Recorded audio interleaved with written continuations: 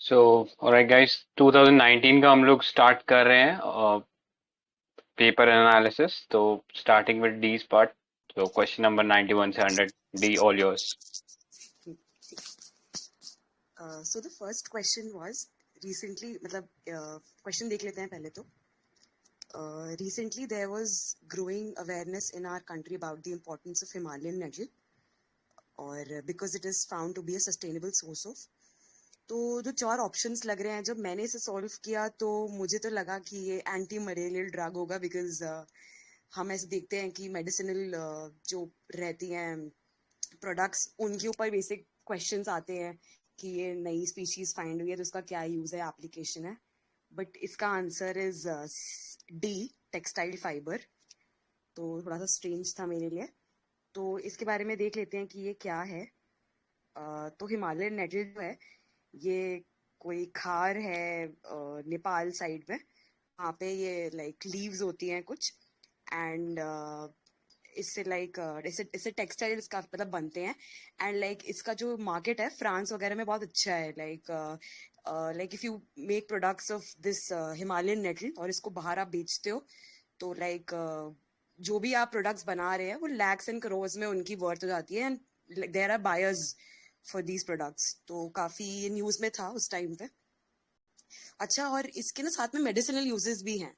तो medicinal uses बाकी सब जैसे लिखा हुआ है यहाँ पे, gastric disorders, chest pain, rheumatism, TB, headache. तो बाकी सब चीजों में तो यूज हो रहा है, बट मलेरिया में यूज नहीं हो रहा था. तो मैंने ये चीज ऑब्जर्व करी कि लाइक बैक्टीरियल डिजीजेस में मेजरली ये जो नेटल है वो यूज होता है. और जैसे कि टीबी हो गया और गोनोरिया हो गया. तो बेसिकली अगर हमें मतलब आइडिया लगाना हो तो बैक्टीरियल डिजीज से मतलब लगा सकते हैं कि वहां पे यूज होता है. और ठीक है, बस मतलब ऐसे फाइबर यूज होता है. अच्छा, कुछ एक्स्ट्रा इन्फॉर्मेशन मैंने डाली है कि अभी चाहे कोविड हुआ था तो जैसे उसमें कौन सी मेडिसिनल हर्ब्स बहुत यूज होने लगे. तो जैसे अश्वगंधा था, तो न्यूज में भी था कि लाइक आयुष मिनिस्ट्री ने अश्वगंधा को लाइक बोला है कि लाइक जो भी जो पेशेंट्स हैं वो यूज कर सकते हैं इसको. तो उसको हम इंडियन विंटर चेरी भी बोलते हैं. लाइक ऐसे एक्स्ट्रा नॉलेज है. और अच्छा, काफी न्यूट्रिशनल सप्लीमेंट है. एंड बस यही इम्पोर्टेंट है इसमें. और हाँ, फिर ये PYQ था. Consider the following statements. तो the taxus tree naturally found in the Himalayas. The taxus tree is listed in the red data book. A drug called Taxol is obtained from the taxus tree, is effective against Parkinson's disease. Which of the following statements are correct? तो कोई guess करना चाहेगा कि इसमें like क्या correct हो सकता है? कुछ आइडिया नहीं है, फिर भी ऐसे ही तुक्का. तो थर्ड वाला ऑप्शन ये गलत है, ये एंटी कैंसरस होता है, हाँ not in G. Parkinson disease. तो थर्ड को एलिमिनेट कर सकते थे, देन ऑप्शंस के अकॉर्डिंग आगे हो जाता. Right, right. तो बस ठीक है, वही है. और नेचुरली हिमालयाज में ही लाइक माउंटेनियस एरियाज में ही मिलता है. और सर मैंने राइट में इसका पूरा एक्सप्लेनेशन लिखा हुआ है.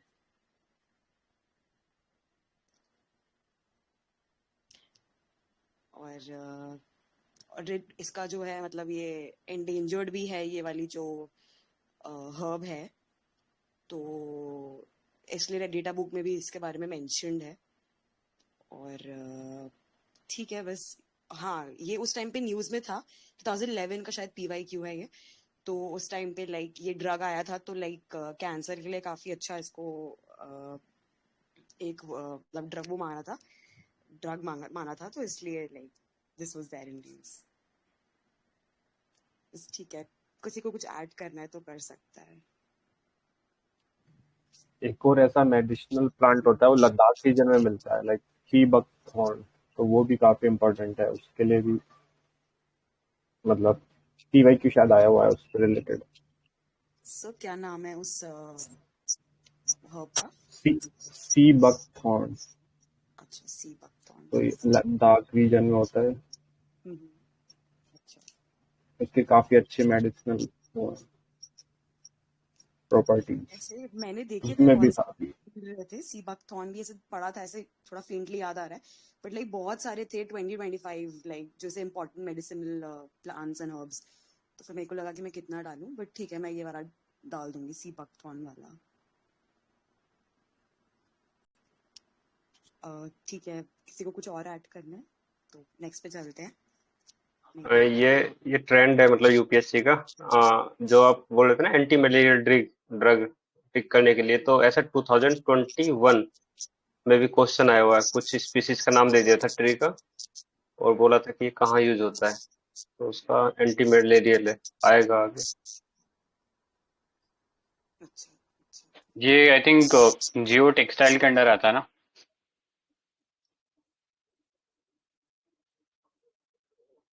हाँ सर, लग तो रहा है टेक्सटाइल फाइबर है तो जियो टेक्सटाइल में भी।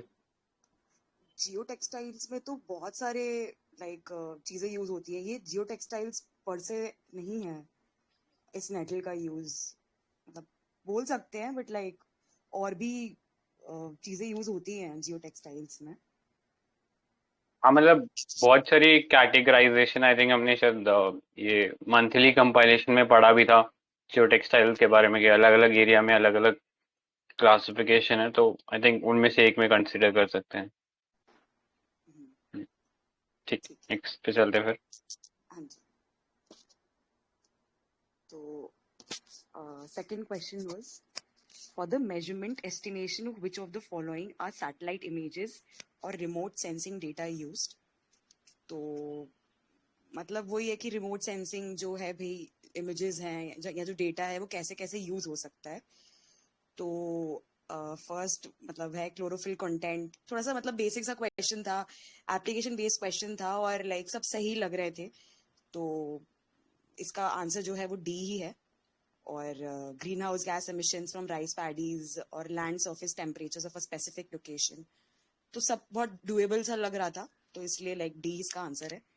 अच्छा, और जो रिमोट सेंसिंग मतलब ये मतलब इसमें कॉन्सेप्ट दिया हुआ था कि ये जो रिमोट सेंसिंग कैसे होती है, लाइक ग्रीन हाउस गैसेस कैसे ये लोग गेज करते हैं, जो सैटेलाइट है। तो जो भी मतलब वो लिखा हुआ है कि लाइक जो वेवलेंथ होती है जो यहाँ से एमिट होती है अर्थ से वापस एटमॉस्फेयर में, तो उससे मतलब गेज होता है कि ग्रीन हाउस कितना एमिशन हो रहा है। लाइक मैं बहुत अच्छे से एक्सप्लेन नहीं कर पा रही हूँ, बट लाइक लिखा हुआ है यहाँ पे कि जैसे सपोजिटली जो वेवलेंथ बाहर से आती है, लाइक सन से आती है, वो शॉर्ट वेवलेंथ रहती है, बट जब यहाँ से अर्थ से रिफ्लेक्ट होती है तो वो लॉन्ग वेवलेंथ रहती है। तो जो लॉन्ग वेवलेंथ रहती है, तो जो ग्रीन हाउस गैसेज रहते हैं तो वो उस लॉन्ग वेवलेंथ को लाइक कैप्चर करते हैं, ठीक है। तो उससे ये जो सैटेलाइट्स है वो उसको गेज कर लेते हैं कि कितना गर्म है कितना ठंडा है, ठीक है। तो लेकिन मेथड मैंने लिखा हुआ है, किसी को कुछ और ज्यादा अच्छा अंडरस्टैंडिंग चाहिए तो ठीक है। और इतना ही था इसमें, लाइक किसी को कुछ और ऐड करना है तो बता दीजिए।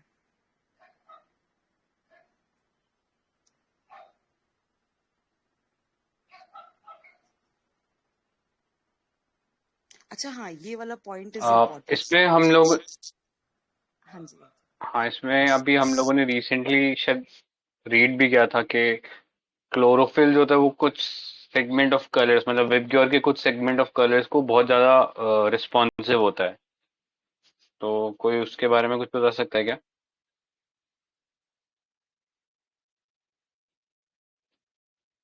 आप वेवलेंथ्स की आई बात कर रहे थिंक हैं? येलो या फिर ऑरेंज। एक्चुअली इसमें ये था कि वो रेड और जो ब्लू होता है उसको ज्यादा करता है, green light is not as much absorb by chlorophyll, उसको मोस्टली रिफ्लेक्ट कर देता है। तो ऐसा करके मतलब कहीं रिसेंटली हमने कहीं पे पढ़ा था, इसलिए आई थॉट कि एक बार शेयर कर देता हूँ।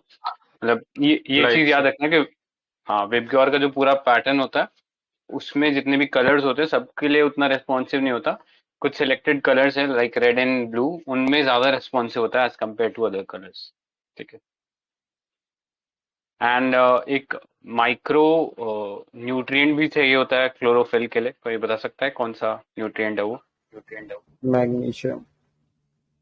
Correct, magnesium.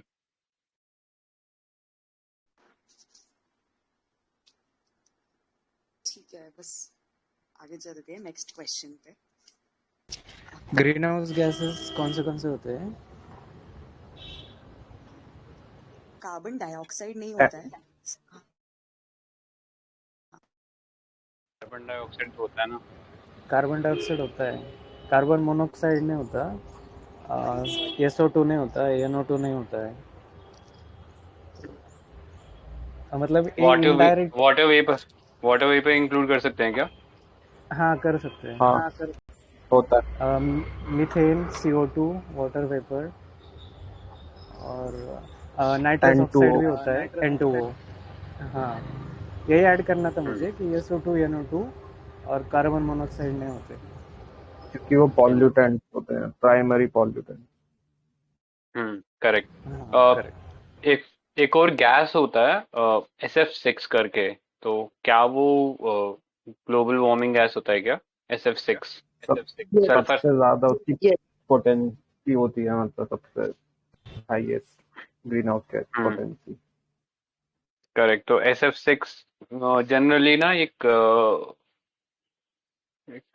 मटेरियल होता है जो कि इंसुलेटर की तरह यूज किया जाता है। हमारे जितने भी ग्रिड पावर ग्रिड होते हैं ना, उनके अंदर जितने भी इक्विपमेंट लगते हैं, जैसे कि लाइटनिंग अरेस्टर हो गया या फिर सर्किट ब्रेकर हो गया, तो उनमें क्या होता है, बहुत तेज इलेक्ट्रिकल स्पार्किंग होगा अगर उन्हें खुलने में कर दिया जाए। तो उनको क्या करते हैं, उन इक्विपमेंट्स को सल्फर हेक्साफ्लोराइड के उसके अंदर, चेम्बर के अंदर उनको बंद करते हैं और ओपन करते हैं ताकि स्पार्किंग ज्यादा ना हो। ठीक है। लेकिन वो गैस जो है काफी ज्यादा ग्लोबल वार्मिंग पोटेंशियल है उस गैस का। सो इसलिए बात चल रही है कि उसको रिड्यूस किया जाए, बट उसका एक और एडवांटेज ये भी है कि काफी हैवियर गैस है वो, इसलिए वो ज्यादा ऊपर तक उड़ भी नहीं पाती। ठीक है। तो वो चीज याद रखना। प्लस वो एक नॉन ओडर बेस्ड गैस है, मतलब उसमें वो कोई स्मेल नहीं होता, लेकिन उसमें स्मेल नहीं होता इसलिए उसमें एक मरकैप्टन नाम का वो केमिकल डाला जाता है, जो कि हमारे LPG सिलेंडर्स में भी डाला जाता है, क्योंकि LPG भी एक तरीके से ओडरलेस ही होती है। ठीक है। राइट, नेक्स्ट पे चलते हैं। हाँ, तो ये क्वेश्चन था, कंसिडर द फॉलोइंग स्टेट्स, और छत्तीसगढ़, मध्य प्रदेश, महाराष्ट्र, उड़ीसा, ये दिए हुए थे एंड बोल रहे थे कि क्वेश्चन था कि टोटल लाइक परसेंटेज क्या है फॉरेस्ट कवर का with respect to the area of the state. तो और असेंडिंग ऑर्डर में था, तो ये एक इम्पॉर्टेंट पॉइंट था यहाँ पे। अच्छा, तो मैंने ये पुराना वाला लाइक कुछ डिटेल्स नहीं डाले हैं पुराने वाले फॉरेस्ट रिपोर्ट की, लाइक इस ईयर का डाला है, तो वो देख लेते हैं एक बार। और ये जो क्वेश्चन था ये लाइक हम लोग थोड़ा सा जनरल नॉलेज पे भी कर सकते थे कि लाइक असेंडिंग ऑर्डर में स्टेट वाइज की, मतलब थोड़ा सा दिमाग लगा सकते थे कि भाई महाराष्ट्र में, मतलब नहीं अगर आइडिया तो नहीं भी कर सकते थे, बट थोड़ा अगर आइडिया होता कि जैसे महाराष्ट्र का जो like with respect to the total area जो है स्टेट के, उस हिसाब से फॉरेस्ट उनके पास थोड़े से कम है, फॉरेस्ट एरिया कम है, तो फिर उस हिसाब से लाइक आप C और D में सोच सकते थे। इसका करेक्ट आंसर यहाँ पे C है। और महाराष्ट्र का जो है with respect to the total area of the state सबसे कम है इन चारों में। और MP का फिर लाइक 25% है, उड़ीसा का 32% है, एंड छत्तीसगढ़ का 41। ये जो डेटा है ये मैंने पुराने वाले 19 के उससे निकाला है, बिकॉज मुझे इस ईयर का दिखा नहीं रहा था। किसी को अगर अपडेटेड वाला पता है एरिया वाइज, अगर एरिया वाइज थोड़ा चेंज भी होगा तो थोड़ा सा ही चेंज हुआ होगा, इतना नहीं हुआ होगा, तो ये लाइक सही है। ठीक है। और अच्छा, फॉरेस्ट सर्वे जो है हर 2 साल में निकलता है, और इस बार जो है 17th लाइक था, और इसको निकालने वाली मिनिस्ट्री जो है फॉरेस्ट मिनिस्ट्री है। और हाँ, कोई बताना चाहेगा फॉरेस्ट कवर और फॉरेस्ट एरिया में डिफरेंस क्या है? लाइक हम बहुत सारे वेब देखते रहते हैं, क्वेश्चन आता रहता है ये।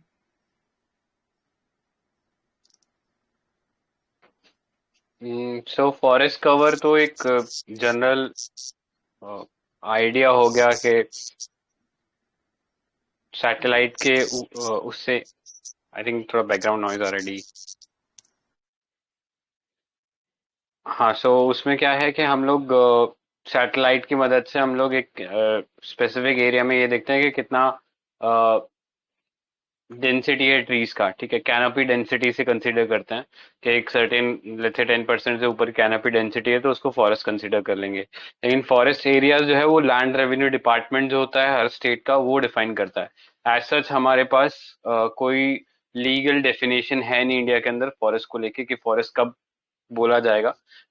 ऐसा भी हो सकता है कि ऐसा कोई लैंड है जहाँ पे एक भी पेड़ ना हो, उसको लैंड रेवेन्यू डिपार्टमेंट ने अपने रिकॉर्ड्स के अंदर फॉरेस्ट लिखा हुआ हो। ठीक है, तो इसलिए फॉरेस्ट एरिया और फॉरेस्ट कवर में आई थिंक ये मेजरली डिफरेंस है। मतलब यूएन वगैरह का डेफिनेशन ये है कि 10% कैनोपी डेंसिटी से हायर होगा तो उसको फॉरेस्ट कंसीडर करेंगे, बट इंडिया में ऐसा कोई लीगल डेफिनेशन नहीं है। आई थिंक एक केस था जहाँ पे उन्होंने इस चीज को रेक्टिफाई करने की कोशिश किया था, बट सुप्रीम कोर्ट ने ये बोला था जो भी डिक्शनरी मीनिंग है फॉरेस्ट का वही हम लोग उसको फॉरेस्ट मानेंगे। ठीक है, तो थोड़ा सा एम्बिगुअस है उस सेंस में। Yes, continue.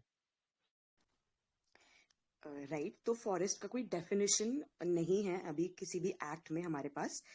और लाइक फॉरेस्ट एरिया जो हुआ वो गवर्नमेंट डेजिग्नेटेड हुआ, और फॉरेस्ट कवर जो हुआ एक जनरल आइडिया हुआ कि कितना लाइक फॉरेस्ट कितना ग्रीन कवर है हमारे पास। ठीक है, और फिर हाँ ये पता होना चाहिए कि जो बैम्बू बेयरिंग एरिया है वो थोड़ा सा डिक्रीज हुआ है। लाइक ये थोड़ा स्टार्ट जो मैंने पढ़ा रिपोर्ट थोड़ा बहुत आइडिया लिया तो उसमें ये थोड़ा सा मुझे स्टार्किंग फिगर लगा कि भाई बैम्बू का एरिया जो है वो डिक्रीज हुआ है। अच्छा, और जो टॉप 5 स्टेट्स हैं जहाँ पे लाइक इंक्रीज हुआ है कवर, वो आंध्र प्रदेश है, तेलंगाना है, उड़ीसा है, कर्नाटक एंड झारखंड है। ये आप याद कर लीजिए। और ये वाला पॉइंट भी थोड़ा सा अलग सा लगा कि 22.27% जो है भाई फॉरेस्ट फायर्स के प्रोन है एरिया, फॉरेस्ट कवर जो है हमारा। ठीक है, और हाँ ये भी क्वेश्चन लाइक इससे क्वेश्चन बना था जो ये फिगर मैंने डाला है कि कौन सा एरिया सबसे ज्यादा लाइक है। तो सबसे पहले तो नॉन फॉरेस्ट एरिया जो मतलब इंडिया का पूरा कितना एरिया फॉरेस्ट में आता है कितना नहीं आता है, तो नॉन फॉरेस्ट एरिया सबसे ज्यादा है। उसके बाद जो मॉडरेटली डेंस फॉरेस्ट हैं, अच्छा नहीं, उसके बाद जो ओपन फॉरेस्ट हैं वो आते हैं, फिर मॉडरेट फॉरेस्ट आते हैं, और फिर वेरी डेंस फॉरेस्ट आते हैं, एंड देन फिर स्क्रब फॉरेस्ट आते हैं। तो ये तो एक एक वो है ना, एक ऑर्डर है, आप याद कर लीजिए because it can be asked. ठीक है, अच्छा, और जो फॉरेस्ट, हाँ ये भी एक अच्छा सा मतलब एक अलग सा वो था कि जो नॉर्थ ईस्टर्न स्टेट्स हैं वहाँ पे सब जगह पे लाइक लॉस हुआ है फॉरेस्ट कवर का। ठीक है, और जैसे कि अभी लाइक लास्ट ईयर भी प्री में क्वेश्चन आया था कि Hyderabad is tree city of the world, तो इस वजह से मतलब एक ये भी एक फैक्ट था कि भाई मैक्सिमम गेन वहाँ पे फॉरेस्ट कवर में हुआ है। एंड मतलब वहाँ पे भी हुआ है एंड दिल्ली में भी हुआ है, वेर एज अहमदाबाद और बेंगलुरु में फॉरेस्ट कवर का लॉस हुआ है। और अभी अभी रिसेंटली एक और सिटी को ट्री सिटी लाइक बोला गया है। कौन सी सिटी है वो? बॉम्बे। Yes, right. ठीक है, किसी को कुछ और ऐड करना है, कुछ और इन्फॉर्मेशन देनी है इसके रिगार्डिंग तो वो दे सकते हैं। फॉरेस्ट रिपोर्ट में कुछ और एक्स्ट्रा लगा हो तो। 14 फाइनेंस कमीशन में फॉरेस्ट कवर था, अभी 15 फाइनेंस कमीशन में फॉरेस्ट एंड इकोलॉजी है, उसको 10% वेटेज दिया है। पहले फॉरेस्ट कवर को 14 फाइनेंस कमीशन में 7.5% वेटेज था।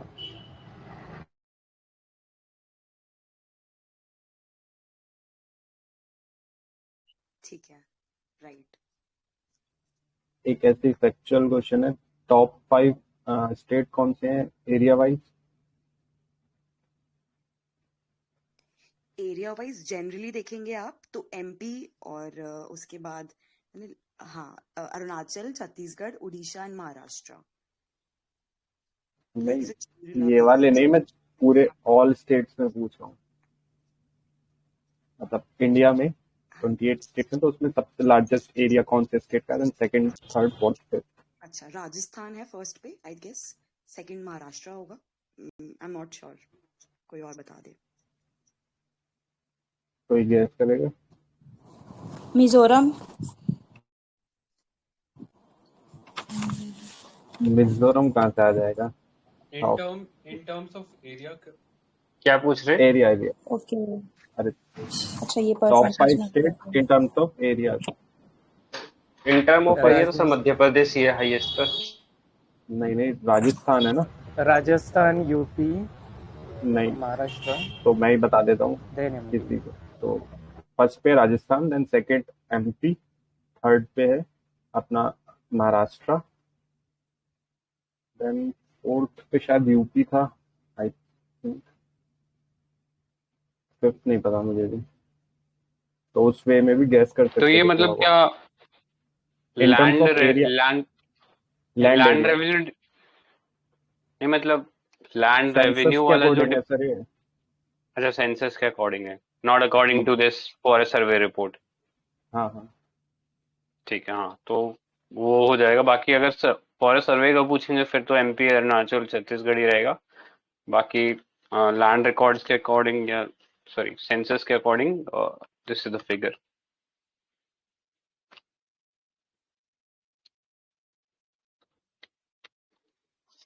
सर डाउट है, मतलब सेंसस जो है वो भी फॉरेस्ट एरिया को सर ये फॉरेस्ट एरिया नहीं है, मतलब ये लैंड एरिया है, normal it's land area okay, पूरा। इट्स ओनली ज्योग्राफिकल एरिया ना सर?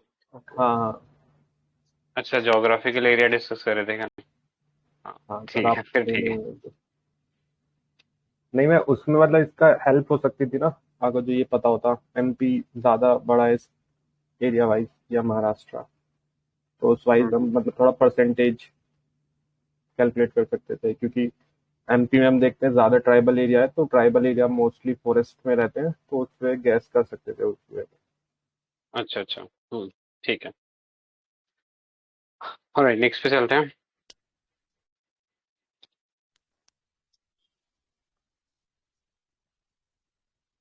हाँ, तो नेक्स्ट क्वेश्चन था which of the following statements are correct about the deposits of methane hydrate.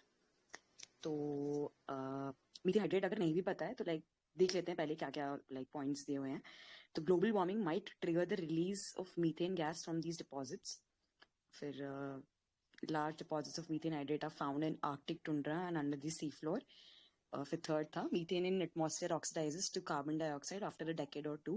Select the correct answer. ठीक है, तो like methane hydrate थोड़ा बहुत आइडिया तो हमें होगा ही कि लाइक जो सेडिमेंट्री रॉक्स जो सी सरफेस होता है उसके जो नीचे सेडिमेंट्री रॉक्स रहते हैं उसके अंदर लाइक यूजुअली ये मिलता है। और स्पेशली कोल्ड एरियाज में भी कोल्ड एरियाज में जो बेड्स रहते हैं नीचे सी फ्लो उनका जो कोल्ड एरियाज रहते हैं वहां पे जो नीचे बेड्स रहते हैं उसमें मिलता है ये यूजुअली। एंड लाइक अगर नहीं पता है तो नहीं कर पाते, कर भी सकते थे वैसे अगर तुक्का मारना है तो, बट मतलब हाँ अगर से जनरल आइडिया है तो आप डी मार्क करोगे। लाइक इसका करेक्ट आंसर डी है कि ग्लोबल वार्मिंग से रिलीज गैस जो है निकल जाती है। अगर आपने मीथेन हाइड्रेट के बारे में पहले पढ़ा हुआ होगा तो ये सारे पॉइंट्स मेंशन्ड है जो मीथेन हाइड्रेट के बारे में हम जनरली पढ़ते हैं उसमें। और देख लेते हैं, चलो मीथेन हाइड्रेट है क्या क्या क्या इसमें मेंशन्ड है। और ठीक है, तो जैसे मैंने बताया कि beneath the sea floor frozen into a form of water ice is called methane hydrate. तो भी सी फ्लोर के नीचे मिलता है ये और फ्रोजन फॉर्म में रहता है। और ये यूजुअली एक आइस रहती है और naturally in subsurface deposits where temperature and pressure conditions are favorable for its formation. तो इसका ये चीज हमें याद होनी चाहिए कि high pressure and low temperatures में ये बनता है यूजुअली। ठीक है, ये लाइक इम्पोर्टेंट है इसके लिए, हाई प्रेशर लो टेम्परेचर। ठीक है, और हाँ तो कहाँ कहाँ पे लाइक ये मीथेन हाइड्रेट जनरली मिलते हैं तो वो देख लेते हैं एक बार। तो sediment and sedimentary rocks units below Arctic permafrost. तो आर्कटिक एरियाज में ठीक है लाइक कंडीशन सेटिस्फाई हो रही है वहां पे मिलता है।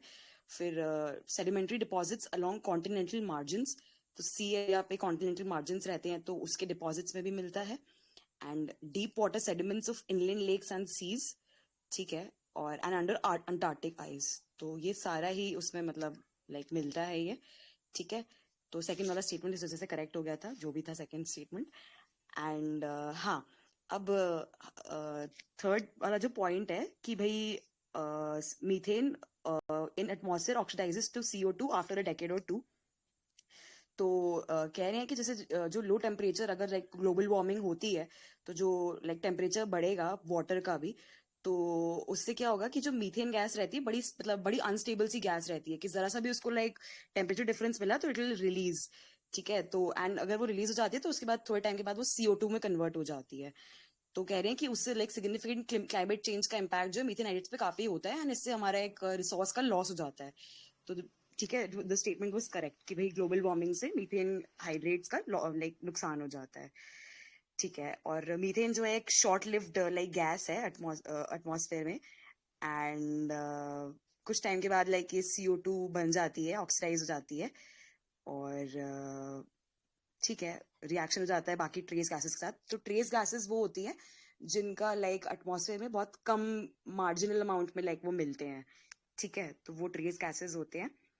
और हाँ, ये मीथेन के बारे में कुछ एक्स्ट्रा थोड़ी सी इन्फॉर्मेशन है कि मीथेन एक क्लीन एंड इकोनॉमिकल फ्यूल है, तो इसलिए भी हम लाइक इसको यूज कर सकते हैं। और फिर वही प्रोसीजर फिर से मैंने रिपीट कर दिया है। हाँ, ये चीज राइट में थोड़ा सा कर दीजिएगा सर। अच्छा हाँ, ये अभी कृष्णा गोदावरी बेसिन में तो मिलता ही है, ये तो हम सबको पता ही होगा। बट ये अंडमान और महानदी बेसिन में भी थोड़े थोड़े अमाउंट में मिलता है, बिकॉज हमने देखा कि लाइक इनलैंड लेक्स में और लाइक कॉन्टिनेंटल मार्जिन में मिलता है। तो लाइक वहां पे भी मिलता है, ये अंडमान और महानदी बेसिन में भी मिलता है। ठीक है, किसी को कुछ और ऐड करना है मीथेन के बारे में या कुछ और एक्स्ट्रा इन्फॉर्मेशन तो कर सकते हैं।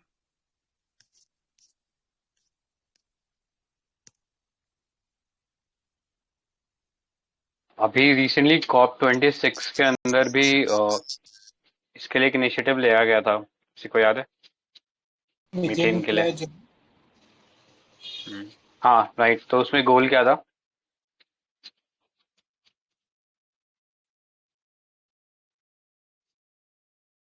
कि तो ये याद रखना कि उसमें टारगेट था कि हम 30% जो ग्लोबल मीथेन एमिशन है उसको रिड्यूस कर दे बाय 2030। मतलब 30% हमें एमिशन रिड्यूस करना है 2030 तक।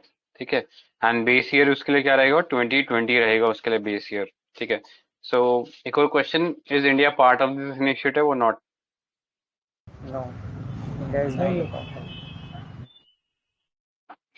Correct, India is not a part, तो वो चीज देख लेना। अब इसी से सिमिलर हाँ, इसी से सिमिलर एक और इनिशिएटिव है, उसका नाम ही है ग्लोबल मीथेन इनिशिएटिव।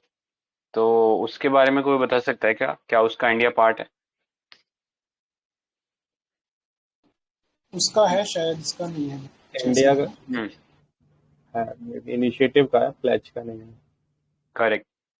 तो एक आध किसी टेस्ट सीरीज में ना उन्होंने फंसाने के लिए ऐसा कर रखा था कि वो हम अभी रिसेंटली हम सब लोगों ने प्लेज पढ़ा हुआ था, उन्होंने वहाँ इनिशिएटिव चिपका दिया था।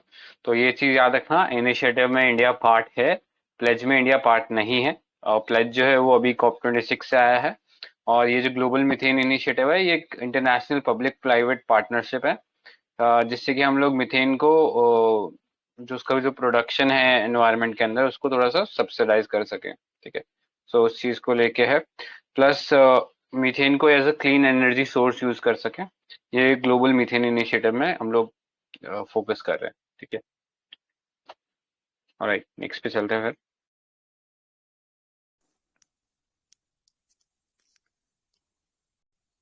हाँ, तो next question was consider the following.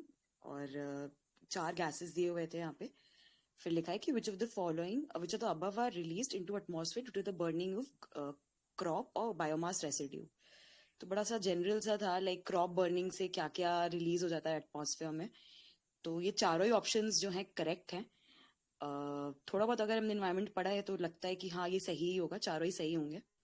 ठीक है, और सारी गैसेस लिखी हुई हैं यहाँ पे कि कौन सी रिलीज हो जाती है। Sulphur dioxide, oxides of nitrogen, CO2, ये सब तो पता है। हाँ, ब्लैक कार्बन भी रिलीज होता है एंड हाँ VOCs भी रिलीज होते हैं बायोमास बर्निंग से। ठीक है, और हाँ नॉन मीथेन हाइड्रोकार्बन्स भी, और ओजोन भी पता ही है, और एंड एरोसॉल्स भी थोड़ा बहुत आइडिया तो हो सकता है। ठीक है, अच्छा, और फिर कोई ये बताना चाहेगा कि कार्बन मोनोऑक्साइड एक ग्रीन हाउस गैस लाइक क्यों नहीं मानी जाती है? कि बताना चाहेगा? इसलिए नहीं मानी जाती है बिकॉज लाइक लिखा हुआ है does not absorb terrestrial thermal IR. तो वही मतलब जो भी इंफ्रारेड एनर्जी जो है जो हम यहाँ से भेजते हैं जब लॉन्ग वेव, मैंने मतलब पहले बताया कि लॉन्ग वेवलेंथ से जब यहाँ से लाइक वापस हम लोग रेडिएशन करती है अर्थ, तो उसको वो कैप्चर करने की पोटेंशियल उसमें नहीं होती है, इसलिए वो ग्रीन हाउस गैस नहीं है। और अभी शायद किसी ने बताया भी कि सीओ और सल्फर और समथिंग एक और गैस का नाम लिया कि वो ग्रीन हाउस गैसेज नहीं है। तो ठीक है। और सर राइट में कर दीजिए थोड़ा सा। हाँ, तो ये लाइक इनकी ग्लोबल वार्मिंग पोटेंशियल दी हुई है गैसेस की, एंड लाइक इनके लाइफ टाइम ईयर्स कितने टाइम तक के लिए ये रहती है। तो जैसे अभी सर ने भी बताया कि सल्फर हेक्साफ्लोराइड जो है सबसे ज्यादा लंबे टाइम के लिए लाइक रहती है। नहीं, सबसे ज्यादा तो यहाँ पे पर फ्लोरोकार्बन्स दिखा रहा है लाइक लाइफ टाइम उसका। और सल्फर हेक्साफ्लोराइड जो है सेकंड नंबर पे है। और फिर जो मीथेन है उसका हम देख रहे हैं कि लाइफ टाइम जो है थोड़ा सा कम है कंपैरेटिवली विद अदर गैसेस। तो ये पता होना चाहिए, एंड हाईएस्ट पता होना चाहिए पर फ्लोरोकार्बन्स है, ठीक है, और सल्फर हेक्साफ्लोराइड। हाँ, आप किसी को कुछ और ऐड करना है तो बता दीजिए। इसमें ना जो ऑप्शन थे ना क्वेश्चन के, तो 2016 में जो क्वेश्चन आया था एयर क्वालिटी इंडेक्स, तो उसमें भी सेम यही ऑप्शन दिए हुए थे, सिर्फ कार्बन डाइऑक्साइड एक्स्ट्रा था, मतलब वही ऑप्शन कॉपी पेस्ट किए हैं। बट मेरे अकॉर्डिंग ये क्वेश्चन थोड़ा टफ हो जाता अगर जिसमें एक ऑप्शन होता 1, 2 एंड 4, क्योंकि हम जनरली पढ़ते हैं ओजोन तब बनता है तो फोटोकेमिकल स्मोक के थ्रू बनता है ओजोन, ऐसे मतलब रिलीज नहीं होता है, ऐसे कहीं पढ़ते नहीं है नॉर्मली, क्योंकि तब ये नाइट्रोजन ऑक्साइड मतलब NO2 के साथ मतलब मिक्स होके देन इस पे यूवी रेज जब मतलब पड़ते हैं तब ओजोन ये और एल्डिहाइड्स बनते हैं, कुछ पता नहीं एक दो और बनते हैं तब बनता है ओजोन। तो मेरे अकॉर्डिंग मैं अगर जिसमें मार्क करता तो मैं 1, 2, 4 मार्क करके आता अगर जो ऑप्शन होता है इसमें। हाँ, ओजोन की वजह से थोड़ा कॉम्प्लिकेट हो गया था, क्योंकि पहले हम लोग ज्यादातर ये पढ़ रहे थे कार्बन मोनोऑक्साइड, मीथेन था, सल्फर डाइऑक्साइड था। बट कुछ एक रिपोर्ट्स में ओजोन भी इसमें मेंशन्ड है कि ओजोन रिलीज होता है फॉरेस्ट फायर से खासकर। तो वो चीज है कि हाँ थोड़ा कम पता था ओजोन के बारे में, बट आई थिंक आप याद रख सकते हैं कि ओजोन भी निकलता है इसमें। नहीं सर सर, अब अभी ओजो तो देखो यार ऐसा ऑप्शन भी नहीं है ना कोई 1, 2 एंड 4, तो इजीली मतलब फिर 1, 2, 3, 4 ही मार्क करना होता। बट ऑप्शन होता ना 1, 2, 4, तब थोड़ा ट्रिकी हो जाता। सर ओजोन मतलब सेकेंडरी पोल्यूटेंट है, तो स्टिल मतलब डायरेक्टली रिलीज नहीं होता है, बट बर्निंग ऑफ बायोमास से तो रिलीज होगा ही ना, दो कंपोनेंट रिएक्ट करके ओजोन बना देंगे। करेक्ट। तो अगर मतलब डायरेक्ट लिखा होता तो आई थिंक एलिमिनेट कर सकते थे ओजोन को। इफ डायरेक्ट नहीं लिखा है ना, डायरेक्ट रिलीज ऐसा, तो आई थिंक इंक्लूड करना चाहिए। करेक्ट। इसके ये ग्रीन हाउस गैसेस जो है इनके ऊपर कुछ प्रोटोकॉल्स भी हैं, कोई क्रोनोलॉजी बता सकता है क्या कैसे कैसे प्रोटोकॉल्स थे वो?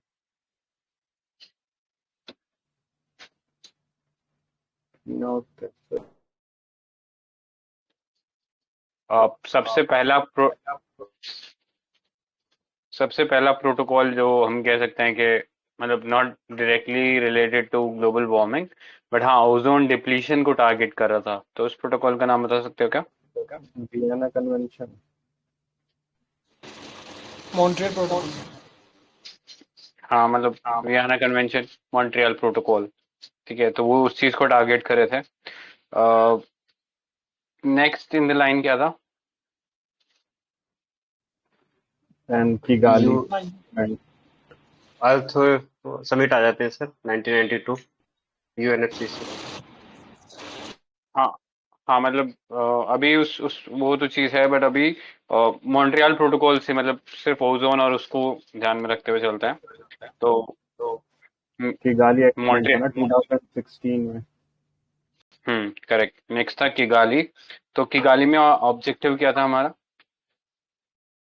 कि हमें हाइड्रोफ्लोरोकार्बन फेज आउट करने हैं 2047 तक, और ये डेवलपिंग कंट्रीज के लिए अलग अलग मतलब टाइमलाइन है। और लेवल होगा 2027 या 28, मतलब बेस ईयर जो रहेगा।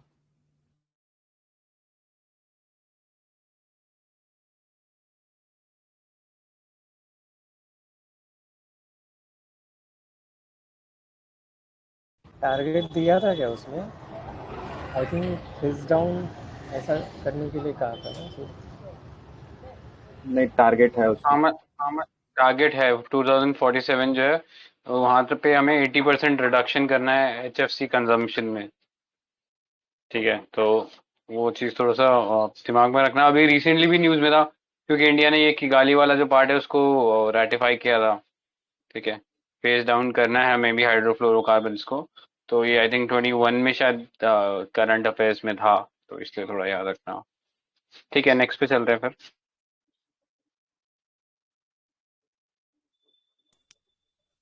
हाँ, तो नेक्स्ट क्वेश्चन जो था वो था मैपिंग बेस्ड क्वेश्चन था। और consider the following pairs: Adriatic Sea, Albania, Black Sea, Croatia, Caspian Sea, Kazakhstan. तो ये सारे हमें निमोनिक्स जो हमें यूजुअली मिल रहे हैं टेलीग्राम चैनल्स पे, तो अगर याद कर लिए हैं तो एड्रियाटिक सी जो है लाइक अल्बेनिया से बॉर्डरिंग कंट्री है। और ब्लैक सी जो है Croatia, not sure, I don't remember. और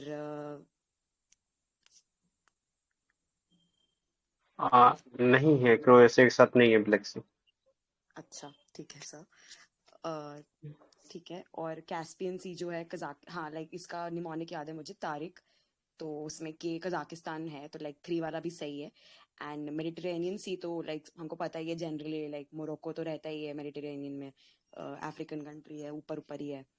तो 1, 3, 4 अगर ऑप्शन में है तो हाँ, बी ऑप्शन में मार्क कर देंगे। तो इन सब के लाइक निमोनिक्स याद होने चाहिए, अच्छे से कर लीजिए। और कुछ इन्फॉर्मेशन देनी है तो दे दीजिए, मतलब इसमें तो मैं क्या ही बताऊं।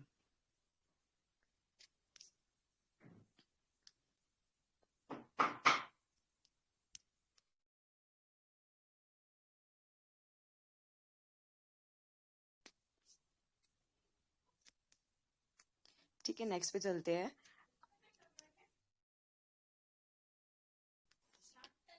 Among the following which one is the large, हाँ सर कुछ बोलना है आपको?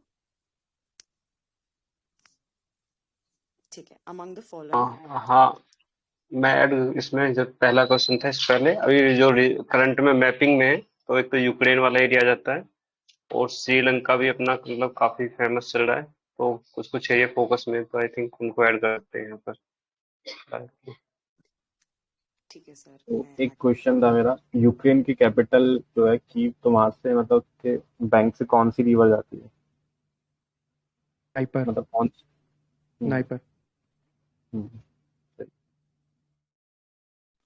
यस, ठीक है। तो 97th पे आते हैं, सॉरी, हाँ। Among the following which one is the largest exporter of rice in the world in the last 5 years? तो 4 ऑप्शंस हैं: चाइना, इंडिया, म्यांमार, वियतनाम। तो ये मैं किसी का कुछ चीट कोड्स पढ़ रही थी, तो उसमें उन सर ने बोला था कि कि मतलब ये चारों नाम हैं, तो ये क्वेश्चन क्यों पूछेगा? ये इसलिए पूछेगा ना कि लाइक इंडिया का कुछ अच्छा हुआ है, इंडिया किसी चीज में लाइक आगे हुआ है, इसलिए क्वेश्चन पूछ रहा है। तो इसलिए इसका आंसर जो है बी होगा, इंडिया होगा। और ये क्वेश्चन इसलिए पूछा गया था कि बिकॉज इंडिया जो है like largest exporter of rice बन गया था। ठीक है, तो ऐसे अगर आप दिमाग लगाना चाहो तो आप लगा सकते हैं। और इसलिए भी लाइक इंडिया जो है लार्जेस्ट एक्सपोर्टर बन गया था बिकॉज थाईलैंड में उनकी जो गवर्नमेंट थी, उन्होंने क्या बोलते हैं, काफी हाई जो फार्मर्स हैं उनको काफी हाई प्राइस देने वो लग गए थे। और जो वो हाई प्राइस देने लग गए थे, उससे जो उनका एक्सपोर्ट मार्केट है, लाइक एक्सपोर्टर्स के पास राइस बच आ ही नहीं रहा था, because like everybody was trying to sell to the government, क्योंकि गवर्नमेंट अच्छा प्राइस दे रही थी उनको। तो इस वजह से जो उनका एक्सपोर्ट मार्केट था, लाइक वो लोग फर्स्ट नंबर पे थे, इस वजह से वो सेकंड नंबर पे आ गए थे। तो आज भी जो है इंडिया है टॉप पे है। India is also the largest producer of rice, true और फॉल्स? फॉल्स। चाइना है। China first. Correct, China is the first और इंडिया उसके बाद है। Okay. ठीक है। और टॉप 10 एक्सपोर्ट्स जो हमारे यहाँ से मटेरियल्स जाते हैं वो लाइक पहला इंजीनियरिंग गुड्स है, फिर पेट्रोल प्रोडक्ट्स हैं, फिर जेम्स एंड ज्वेलरी है, ऑर्गेनिक इनऑर्गेनिक केमिकल्स हैं। तो ये एक ऑर्डर थोड़ा सा एक दिमाग में होना चाहिए। तो रिफाइनरी प्रोडक्ट सेकंड नंबर पे हैं, फर्स्ट पे इंजीनियरिंग गुड्स हैं। ठीक है, कुछ और ऐड करना है तो कर दीजिए। तो ये ओवरऑल एक्सपोर्ट्स हैं। अगर जो एग्री एक्सपोर्ट्स की मैं बात करूं तो कौन है टॉप 3? ये अभी मतलब PT365 में भी गिवन था।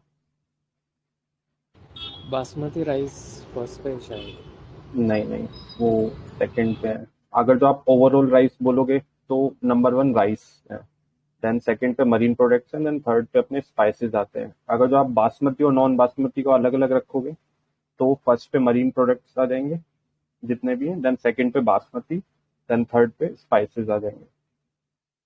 तो वहाँ पे मतलब अगर जो मेंशन है राइस, तो राइस सबसे ज्यादा हम एक्सपोर्ट करते हैं। अगर जो वहाँ बासमती राइस एकदम मेंशन है तो फिर मरीन प्रोडक्ट्स ज्यादा है। और अपना मतलब कितना है एग्री एक्सपोर्ट, कोई मतलब कितना परसेंट है मतलब GDP का? अभी काफी मतलब न्यूज में था, ये हाईलाइट किया था एग्री मिनिस्टर ने भी। 2.5% है क्या? वो कैलकुलेट करना पड़ेगा, बट $50 बिलियन टच किया था, इतना बस याद है मुझे। तो 50 बाई डिवाइड करके हो जाएगा वो।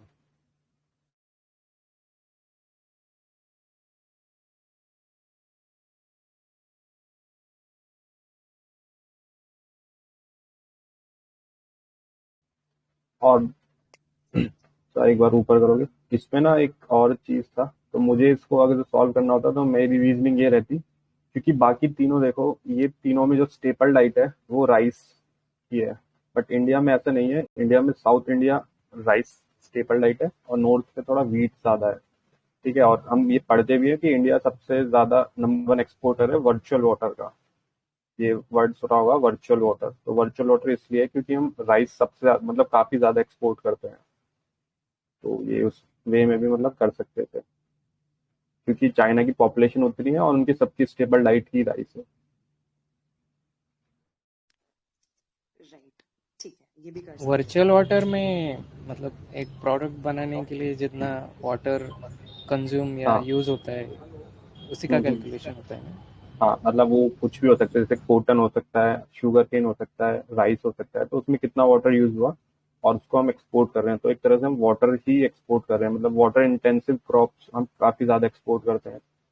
तो अभी कुछ कमिटी का सजेशन था कि हमें इसको रिड्यूस करना चाहिए। ये वर्चुअल वाटर मतलब किसका मेजरमेंट, मतलब किसने इनिशिएट किया ये मेजरमेंट? मतलब इंडिया का है या कोई NGO है कोई? नहीं नहीं, ये मतलब ऐसे एक टर्म है ना, किसी चीज को देते हैं हम। ओके, मतलब लेकिन अभी इनिशिएट किया है क्या किसी ने, UNEP वगैरह ने या WWF ने, ऐसा कुछ? ये तो देखना पड़ेगा मुझे भी। तो मतलब एक ये मुझे स्टैट्स बताते हैं कि इंडिया नंबर 1 एक्सपोर्टर है वर्चुअल वाटर का, और जो ओवरऑल वाटर का एक्सपोर्टर है वो है पाकिस्तान। मतलब पाकिस्तान खाली पानी भी एक्सपोर्ट करता है काफी ज्यादा।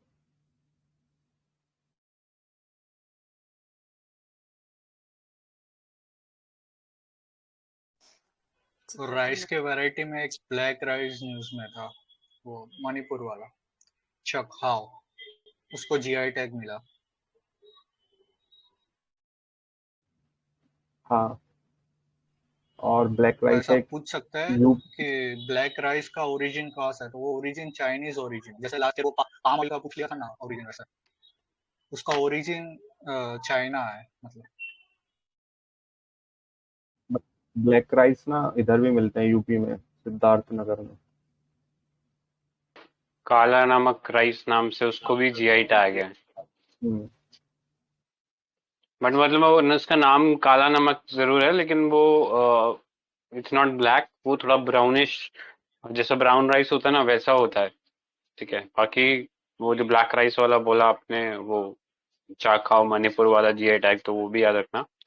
प्लस सिंस इसी चीज पे है तो एक क्वेश्चन ये भी है, एक ब्लैक कलर का वो मुर्गा जो है उसको भी कुछ GI टैग मिला है, तो को बता सकते हैं कड़कनाथ। क्या नाम है उस ब्रीड का?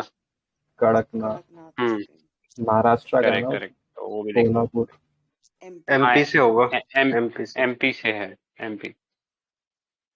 ठीक है, नेक्स्ट चलते हैं। हाँ, तो नेक्स्ट क्वेश्चन था consider the following pairs: Bandarpunch Yamuna, Barashigri Chenab, Milam Mandakini, Siachen Nubra, Zemu Manas. तो which of the following pairs are correctly matched? तो बंदरपूंछ तो हमें पता है कि यमुना का लाइक ग्लेशियर है। देन बाराशिगरी जो है भी लाइक थोड़ा बहुत आइडिया मुझे लग रहा है कि शायद सही हो सकता है। ये मिलाम जो नेम है और लाइक ये थोड़ा सा क्या बोलते हैं, नॉर्थ ईस्टर्न साइड का नाम लग रहा है, थोड़ा तिब्बत साइड का, नेपाल साइड का लग रहा है, तो थोड़ा सा मुझे लाइक डाउटफुल लग रहा था जब मैं सॉल्व कर रही थी। तो थर्ड वाला मुझे थोड़ा सा गड़बड़ लग रहा था। एंड सियाचिन जो है नुब्रा लाइक सही लग रहा था। और जो जेमू है वो भी थोड़ा सा मुझे तिब्बत साइड के लाइक नाम लग रहा था। एंड मानस रिवर जो है वो नॉर्थ ईस्टर्न साइड पे फ्लो करती है। तो ये फिफ्थ और थर्ड जो है मुझे थोड़े से गड़बड़ लग रहे थे, तो उससे लाइक हमारा करेक्ट आंसर आई गेस ए है। तो इससे लाइक वो हुआ सही।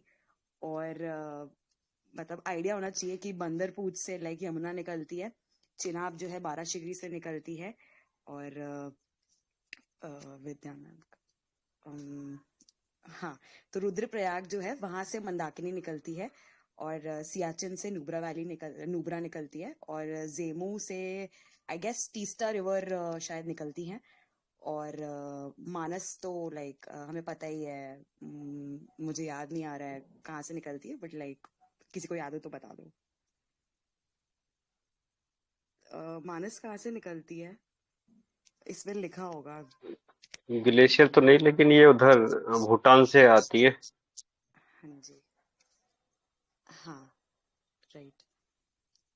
तो जो जेमू ग्लेशियर जो है भी लार्जेस्ट ग्लेशियर है ईस्टर्न हिमालयाज में, ये भी एक फैक्ट पता होना चाहिए हमें जेमू ग्लेशियर के बारे में। एंड हाँ, तीस्ता रिवर जो है जेमू ग्लेशियर से ही काइंड ऑफ निकलती है।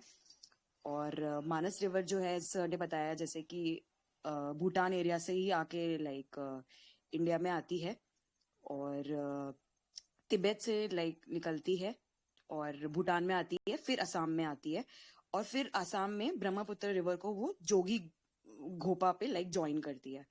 तो ये पता होना चाहिए थोड़े से फैक्ट्स। ठीक है, हाँ बस इतना ही था इसमें। कुछ एक्स्ट्रा इन्फॉर्मेशन दिख रही है तो देख लेते हैं। और हाँ, ये शक्सकम वैली लाइक सॉरी, हाँ शक्सकम वैली भी और सियाचिन ग्लेशियर लाइक पता होना चाहिए। हम लोग कभी कभी अक्साई चिन वाले एरिया और सियाचिन ग्लेशियर में कंफ्यूज हो जाते हैं। तो अक्साई चिन जो है थोड़ा सा ईस्टर्न पार्ट पे है, एंड सियाचिन ग्लेशियर ऊपर ऊपर है, लाइक काराकोरम के ऊपर है। तो ट्रांस कोराकोरम मतलब काराकोरम रेंज में ही पड़ता है। ठीक है, हाँ आई थिंक रिसेंटली 1-2 साल में शायद नुब्रा वैली पे भी कोई क्वेश्चन पूछा गया था ना। हाँ, तो सर यस राइट, 2020 में, हाँ हाँ, पूछा 2020 में था। क्वेश्चन आया था कि सियाचिन ग्लेशियर का वो पूछा था लोकेशन, तो वो नॉर्थ ऑफ नुब्रा वैली था आंसर था। हाँ, राइट राइट, ठीक है।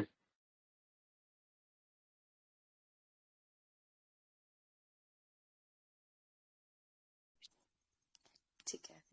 तो फिर सर इसमें हाँ, हाँ, एक बार थोड़ा ऊपर करो सर। मतलब आप ध्यान से इसमें देखोगे ना सर, तो मतलब दो क्वेश्चन मतलब डायरेक्टली मतलब पीवाईक्यू में पूछे जा चुके थे। लाइक पहले तीस्ता रिवर पूछा था, तो इतना पता होना चाहिए था कि उसका ओरिजिन क्या था, तो उससे भी हम ये वाला एलिमिनेट कर सकते थे इजीली। ठीक है। देन सियाचिन मतलब काफी बार पूछ चुके हैं ये लोग, तो इससे रिलेटेड एक दो फैक्ट्स और हैं। तो सियाचिन ग्लेशियर हमने कब कैप्चर किया था पाकिस्तान से, कोई बताएगा? उस ऑपरेशन का नाम क्या था? Operation operation Meghdoot. मैघदूत। हाँ, 1984 में। ठीक है। तो ये मतलब काफी बार पूछ चुके हैं। तो ये सियाचिन ग्लेशियर मतलब काराकोरम रेंज में होता है। ठीक है। तो मतलब इजीली मतलब आप पीवाईक्यू करोगे तो मतलब ये ऑप्शंस आपको मिल जाएंगे मतलब। और नेक्स्ट ईयर फिर 2020 में ये सेम क्वेश्चन दोबारा पूछ लिया कि सियाचिन ग्लेशियर की लोकेशन पूछी थी डायरेक्टली। तो एक बार कोई ये बताएगा कि यहाँ पे कुछ रेंजेस होती हैं like trans Himalayas, great Himalayas, तो उनके ऑर्डर क्या है? ये भी मतलब PYQ है, पहले पूछा जा चुका है, तो मे बी रिपीट हो सकता है ये। ये नॉर्थ टू साउथ में काराकोरम कोई में सर बोलिए। काराकोरम लद्दाख जस्कर। ये तो पीर पंजाब। उसके बाद पीर पंजाब। उसके बाद पीर पंजाल है, और वो फिर आई थिंक हिमालयस में आ जाता है। देन फिर धौलाधार है, देन मसूरी, देन फिर लास्ट में शिवालिक में जम्मू हिल्स। राइट। इस बार वो पैंगोंग और गलवान वाली है, वो लोकेशंस भी इम्पोर्टेंट है ना। हाँ अच्छा, मतलब पैंगोंग सो तो का मैंने लाहौल और स्पीति वैली ये है। कि पैंगोंग सो का कुछ एरिया हमारे पास है एंड कुछ एरिया चाइना के लाइक कंट्रोल में है। तो ये क्वेश्चन बन सकता है कि पैंगोंग सो क्या फुली उनके पास है या फुली इंडिया के पास है। तो फुली नहीं है, लाइक आई गेस 1/3 हमारे पास है एंड 2/3 जो है चाइना के पास है। ठीक है। करेक्ट। वो Pangong so is a freshwater lake, true or false? False sir, it is false. Saline water lake. Correct, saline है। और अच्छा, व्हाइट इज सैलाइन। सलाइन तो आई थिंक एंडोरिक लेक है ना। नदियों का पानी उस एक जगह ही आके मिल जाता है, वहां से आगे नहीं बढ़ पाता है। सेंट्रीपिटल सर ड्रेनेज ना, मतलब सारी नदी उधर आके ड्रेन कर देती है और वहां से इवोपरेशन काफी फास्ट होता है सर। हाँ करेक्ट, मतलब वो एंडोरिक और सेंट्रीपिटल टोपोग्राफी उसी चीज को बोलते हैं कि सारी नदियां जो है वो एक जगह आके पानी को इकट्ठा कर देती है। तो वो टोपोग्राफी है उस टाइप का। या एंड वो फैक्ट मिला है। हेलो, एक और फैक्ट मिला है सियाचिन ग्लेशियर से। उसको थर्ड पोल माना जाता है दुनिया का, लेकिन वो सेकंड लॉन्गेस्ट ग्लेशियर है। फर्स्ट वाला है फेडचेंको ग्लेशियर, ताजिकिस्तान। और नॉन पोलर एरियाज में से जो सबसे बड़ा ग्लेशियर है वो फेडचेंको ग्लेशियर, फिर बाद में आएगा सियाचिन। ठीक है। तो अभी हमने बात किया ऑपरेशन मेघदूत का। सो प्रॉब्लम ये था कि वो पहले डिफाइन नहीं था कि वो किसके अंडर आएगा, इसीलिए वो ऑपरेशन मेघदूत हुआ। ठीक है। तो कोई बता सकता है कि अभी जो सियाचिन वाला पार्ट है वो LOC के अंडर आता है या और कोई बॉर्डर लगता है वहां पे? सर LOC NJ94 समथिंग ऐसे कोई पॉइंट है कारगिल के आगे, और सियाचिन से नीचे है वो, तो वहां तक LOC नहीं जाता है सियाचिन तक। तो LOC अप टू करेक्ट, मतलब NJ, राइट। हाँ वो पॉइंट जो बता रहे हो आप वहां तक वो LOC नहीं है। वहां पे एक दूसरी लाइन बोलते हैं उसको, वो है line of actual ground position. ठीक है। Actual ground position line AGPL बोला जाता है। उससे पहले मतलब जैसे ही कश्मीर स्टार्ट होता है आफ्टर जम्मू, वहां से हम लोग देखते हैं कि LOC है। उससे पहले जो पूरा बॉर्डर है पाकिस्तान के साथ, उससे हम बोलते हैं इंटरनेशनल बॉर्डर। ठीक है, तो ये चीज था। तो एक और चीज न्यूज में थी यहाँ पे, तो आदि शंकराचार्य का मतलब स्टैचू अनवील किया था, तो उससे रिलेटेड भी आ सकता है कुछ क्वेश्चन, मतलब ये ज्योग्राफी से रिलेटेड, लाइक कि उन्होंने मतलब केदारनाथ जो पीठ था वो एस्टेब्लिश किया था, और वो कौन सी रिवर मतलब वहां से पास होती है। तो कोई बताएगा? ये ट्रू था मतलब पहली स्टेटमेंट? मंदाकिनी है ना सर उधर। रिवर तो मंदाकिनी है, बट जो ये स्टेटमेंट मैंने बोला था कि उन्होंने केदारनाथ जो पीठ था वो एस्टेब्लिश किया था, तो ये ट्रू है फॉल्स है? ट्रू है। हाँ ट्रू है सर। नहीं, नहीं, फॉल्स है सर। उन्होंने बद्रीनाथ किया था, उनका क्रिमेशन हुआ था इधर केदारनाथ पर।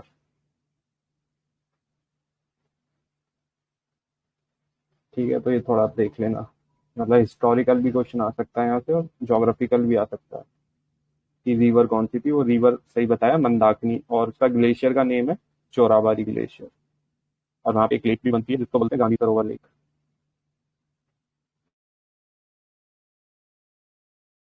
ये इंडिया नेपाल बॉर्डर पे जो काला पानी का एरिया था, वहाँ पे भी मतलब वो लोकेशन भी इम्पोर्टेंट है।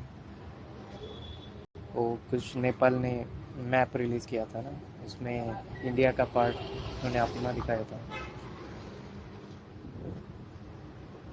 क्या थे वो 3 reason? Limpiyadhura, Kala Pani, Lipulekh. Correct.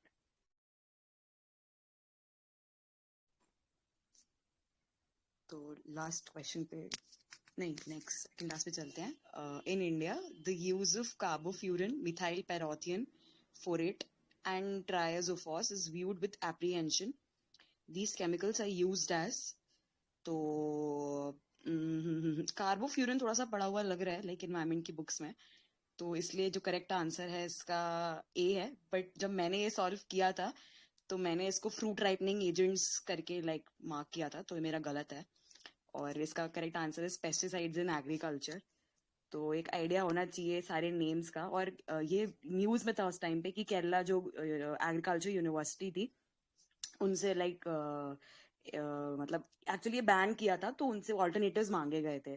तो कौन से बैन किए थे तो वो नाम देख लेते हैं, कभी काम आ जाए तो। Carbofuran, phorate, methyl parathion, monocrotophos, methyl demeton, profenofos and triazophos, जो भी हैं नाम याद कर लेना एक बार।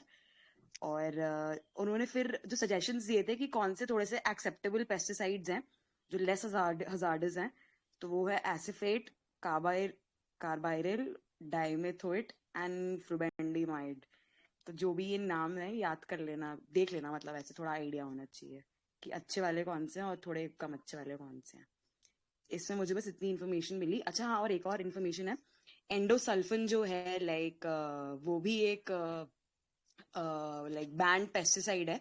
ये मैंने मेंशन नहीं किया है यहाँ पे, बट लाइक ऐसे कुछ ऑप्शंस थे एक PYQ में जिसमें एंडोसल्फिन मेंशन था। और मतलब उससे हम लाइक करेक्ट आंसर तक पहुंच पा रहे थे एंडोसल्फिन को कैंसिल करके। तो एंडोसल्फिन पता होना चाहिए कि एक बैंड पेस्टिसाइड है, ठीक है। अब किसी को कुछ ऐड करना है तो कर दीजिए इसमें। तो कौन सी कन्वेंशन के अंदर बैंड है? Rotterdam, Stockholm. स्टॉकहोम। इनको वो बोलते हैं ना POP 12 डर्टी डर्जन।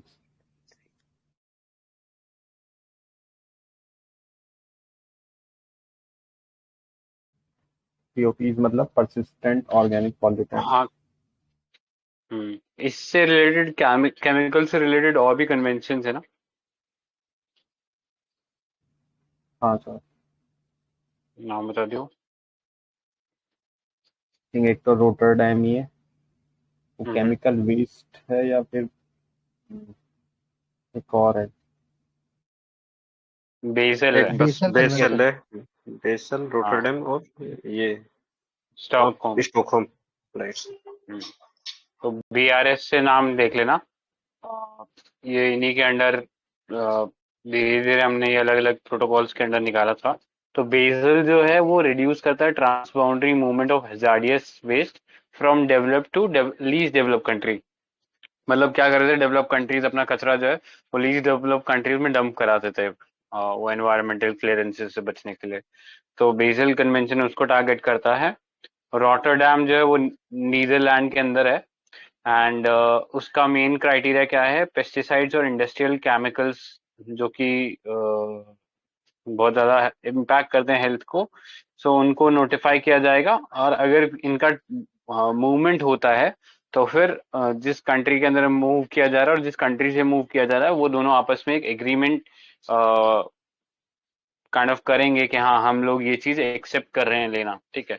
उसके बाद ही ट्रांसपोर्ट किया जा सकता है। तो उसके लिए प्रायर इन्फॉर्म कंसेंट का जो प्रोसीजर है वो रॉटरडैम कन्वेंशन में आता है। और स्टॉकहोम में particularly organic persistent organic pollutants, मतलब जिसमें ऑर्गेनिक केमिस्ट्री यूज हो रही है इन पॉल्यूटेंट्स में। ऑर्गेनिक केमिस्ट्री मतलब कार्बन बेस्ड कंपाउंड है वो। तो वो सब जो है वो स्टॉकहोम कन्वेंशन उनको टेक केयर करता है, ठीक है। तो एक चीज याद रखना। और जो GEF है which is global environment facility is the designated interim financial mechanism for Stockholm convention, ठीक है। तो वो चीज याद रखना।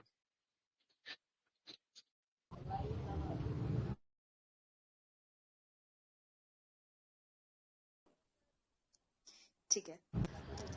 फिर ये क्वेश्चन बैमको कन्वेंशन भी है ना कुछ ऐसे? हैजर्डस वेस्ट के लिए हो। हाँ I'm not बमेको है। sure। हाँ हाँ। इसी लाइन पे एक 2021 में भी क्वेश्चन था, ट्राइक्लोजन पूछा था उन्होंने कि वो क्या है। उसमें भी ऐसे ही ऑप्शन थे कि फ्रूट राइपनिंग सब्सटेंसेस, टॉयलेटरीज थे, फूड प्रिजर्वेटिव्स। तो एक थीम भी है यूपीएससी का। तो फ्रूट राइपनिंग एजेंट्स बोल देता हूँ मैं।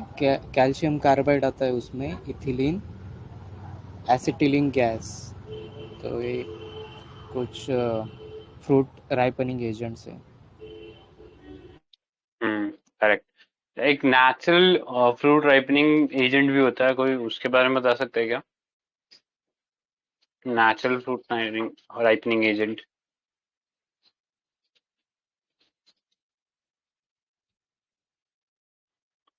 सो एक प्लांट हार्मोन ही होता है वो, जो फ्रूट राइपनिंग में हेल्प कर सकता है।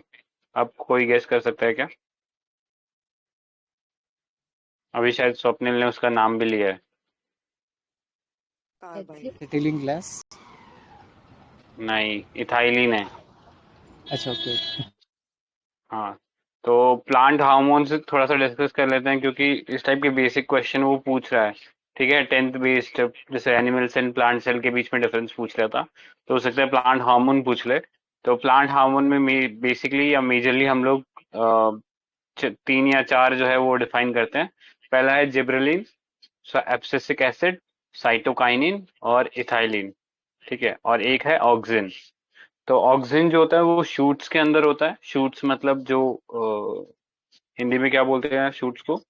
शायद कॉपल बोलते हैं। मतलब वो जो टॉप का पार्ट होता है ना, जहाँ पे नई नई प्लांट का पार्ट निकल रहा होता है और वो ऊपर की तरफ जा रहा होता है, उसको शूट बोलते हैं। तो वहां पे ग्रोथ के लिए ऑक्सिन काम आता है। फिर हमारा जो जिब्रेलिन है, वो बेसिकली हेल्प करता है इन बेसिकली सेल डिफरेंशिएशन। ठीक है, वो सेल हॉरिजॉन्टली डिवाइड करने में ज्यादा हेल्प करता है उस चीज को। नेक्स्ट एब्सिसिक एसिड है, जो वो एक तरीके से डोरमेंसी प्रमोट करता है।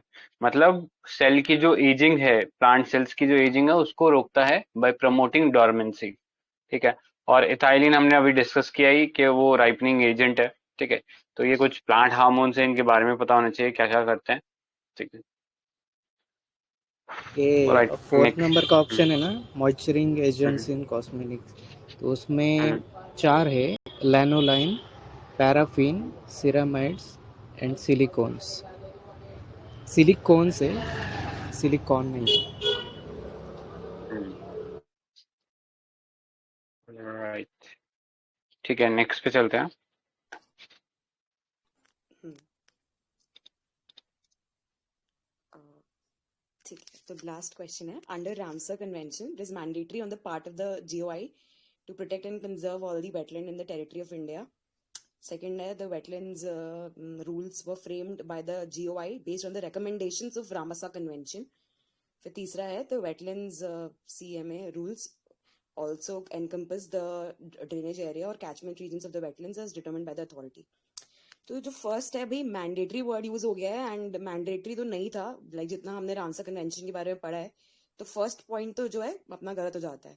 बट जब मैंने ये क्वेश्चन किया तो मुझसे गलत हुआ, बिकॉज मुझे तो लगा सेकंड वाला जो ऑप्शन है भाई सही है, कि वो frame on the recommendations of the Ramsar convention, कि उन्होंने कोई रिकमेंडेशंस होगी उसकी बेसिस पे हमने बनाया है।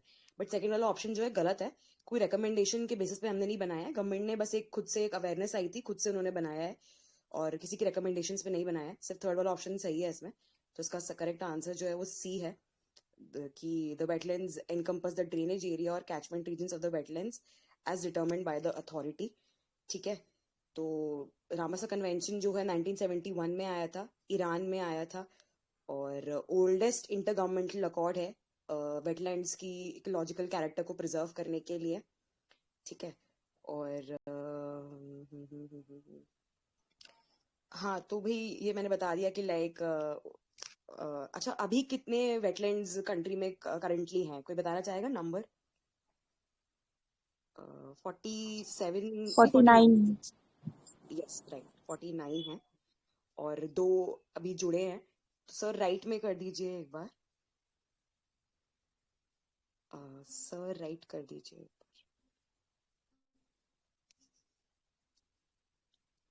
हाँ, तो एक क्वेश्चन आया था अभी, लाइक सीडीएस का पेपर हुआ था, which of the following about Khijadia bird sanctuary is और आर करेक्ट। तो 2 ऑप्शंस थे, इसमें कोई करेक्ट मतलब गेस करना चाहेगा कि क्या सही होगा। It is recently declared as a Ramsar site. ठीक है, वो तो सही है, लाइक हमने पढ़ा है। It is located in Uttar Pradesh, तो ये जो है गलत है, ये गुजरात में है।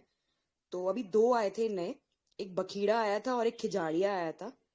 तो खिजाड़िया जो है गुजरात में है, और बखीरा आई गेस भी गुजरात में है। ठीक है, और एक हैदरपुर आया था, वो नहीं उत्तर प्रदेश। नहीं, हाँ बखीरा जी, यूपी में है। अच्छा, ओके ओके, बखीरा यूपी में है, ठीक है।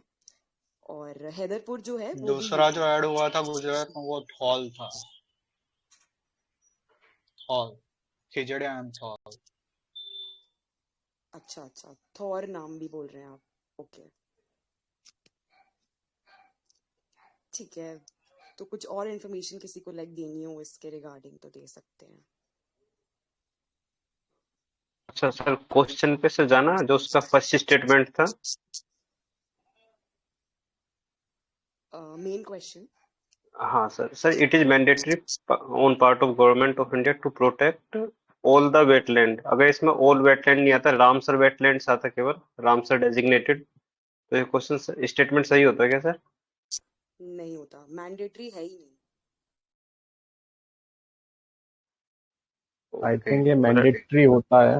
अगर जो आप रामसर कन्वेंशन को मतलब रेटिफाई करते हो तो आपको एटलीस्ट एक वेटलैंड मतलब मैंडेटरी मतलब डिक्लेयर करनी पड़ती है, और हाँ उसको आपको फिर बट, प्रोटेक्ट करना पड़ता है।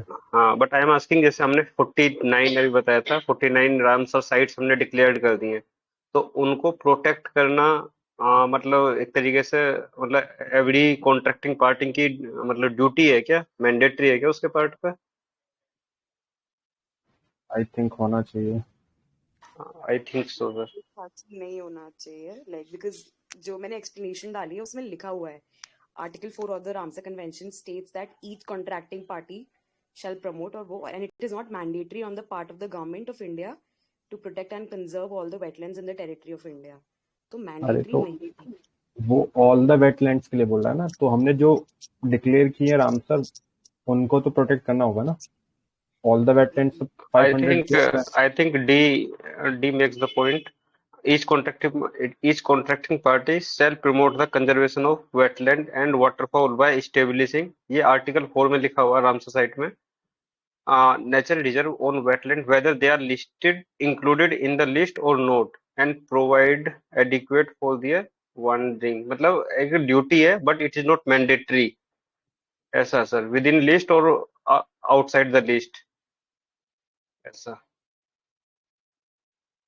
तो hope you get the point. मतलब आर्टिकल 4 ऑफ द कन्वेंशन है जो कहता है कि कॉन्ट्रैक्टिंग पार्टी की ड्यूटी तो है प्रोटेक्ट करना सारी रामसर साइट्स को और outside the Ramsar list, but it is not mandatory.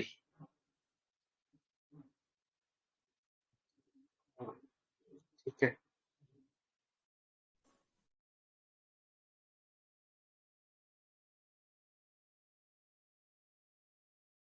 ठीक है। ठीक है, और किसी को कुछ ऐड करना है क्या उसमें?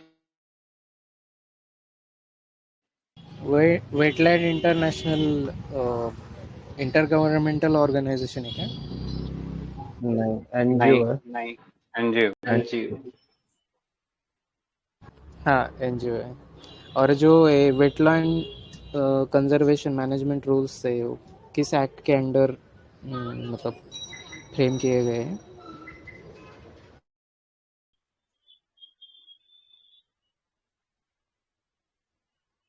ये है क्या, ईपीए से? हाँ हाँ, करेक्ट, इन्वायरमेंट प्रोटेक्शन। हम्म।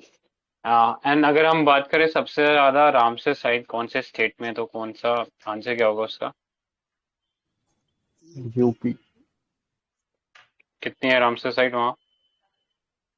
लाइक ऐसे बोलता हूँ, around 11 Ramsar sites are present in UP, true और फॉल्स? True sir.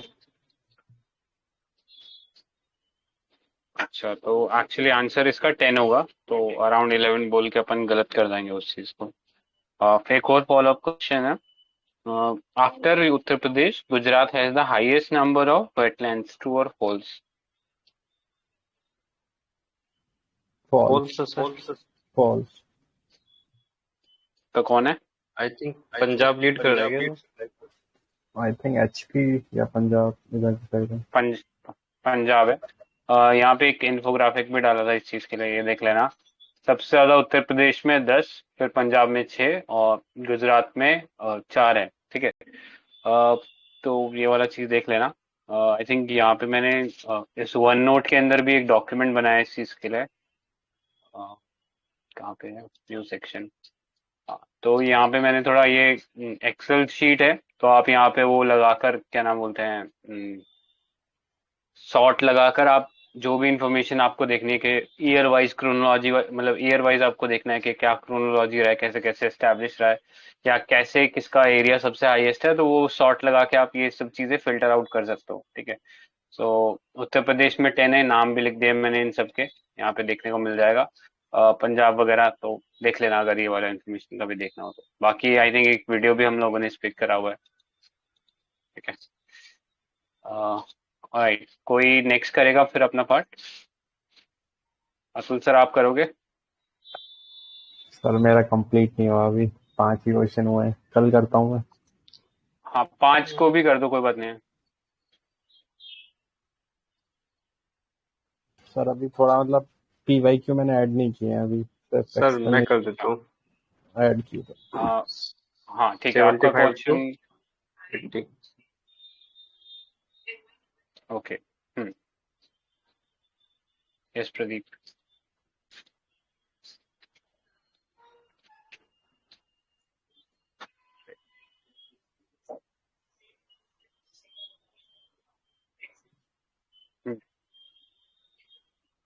विजिबल है सबको?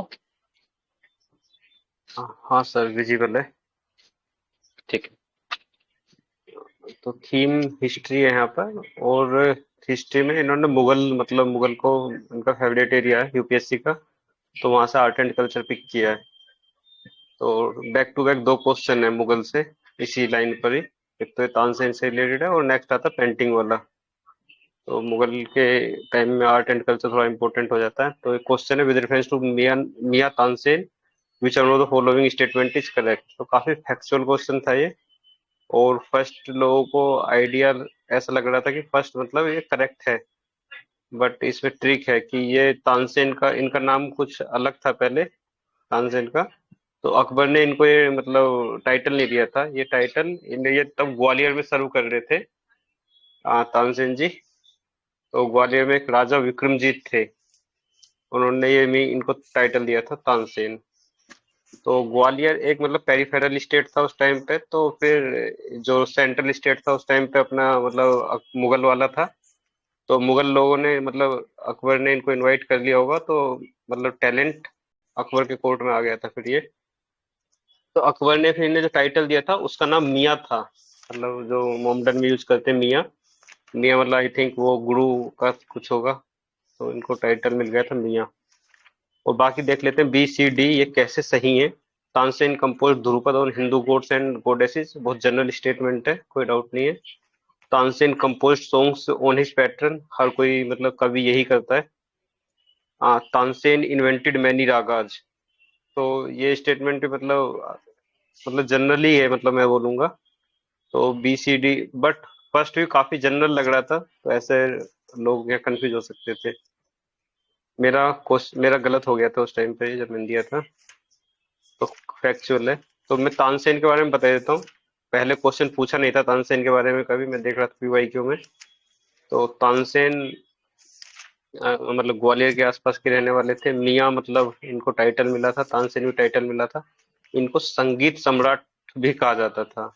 इनके एक गुरु थे हरिदास, जिन्होंने जिन्होंने टीचिंग दी थी रिगार्डिंग म्यूजिक।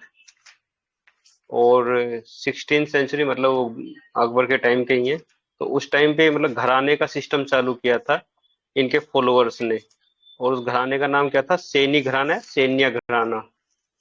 रामपुर स्टेट हुआ करता था कोई, आई थिंक उत्तर प्रदेश में होगा। रामपुर वेस्टर्न उत्तर प्रदेश वाला एरिया होगा ये। इन्होंने जो मतलब ये लिखे थे, म्यूजिक लिखा था, उनका कंपाइलेशन है एक बुक का नाम है कल्प द्रुमा। तो कल्प द्रुमा मतलब इनका म्यूजिक का कंपाइलेशन है, और एक टाइप की लैंग्वेज थी उस टाइम पे, गोहर बानी, उसमें ये लिखे गए। और रागा इन्होंने कौन कौन से देख लो, ये मतलब इतना तो इम्पोर्टेंट लगा नहीं। दरबारी, कान्हरा, मिलन की तोड़ी, मिड डे रागा, मियाँ की सारंग। मियाँ मतलब इनका टाइटल नेम था क्योंकि, तो मियाँ की सारंग, ये कुछ मल्हार, ये कुछ राग लिखे हैं इन्होंने। तो ऐसे पर्सनैलिटी बेस्ड क्वेश्चन इधर से मॉडर्न मेडाइवल हिस्ट्री से पहुंचने का मतलब यूपीएससी पूछता रहता है। तो ऐसे ही मैंने अमीर खुसरो के बारे में देखा था। तो अमीर खुसरो इनके मतलब एक तरीके से प्रीडिसेसर थे, पहले ये हो चुके हैं। आई थिंक अलाउद्दीन खिलजी के टाइम पे, और उससे पहले तुगलक लोगों को इन्होंने सर्व किया था। तो उन्होंने भी काफी राग वगैरह लिखे थे। और ऐसा कुछ मिलता है कि सितार का इन्वेंशन अमीर खुसरो के टाइम पे हुआ था, और हो सकता है उन्होंने कंट्रीब्यूट भी किया उस टाइम में। और सूफी संत थे निजामुद्दीन औलिया, खुसरो के कंटेम्परेरी थे आई थिंक। तो उधर इनका चलता था समा, मतलब उनका जो म्यूजिक गैदरिंग होती थी समा बोलते थे निजामुद्दीन औलिया को। अच्छा, कोई बताएगा निजामुद्दीन औलिया की जो दरगाह है वो कहाँ पर है? दिल्ली। दिल्ली में। दिल्ली। हाँ, दिल्ली में, राइट। तो ये इनको इनके पैरट ऑफ इंडिया का टाइटल किसने दिया था?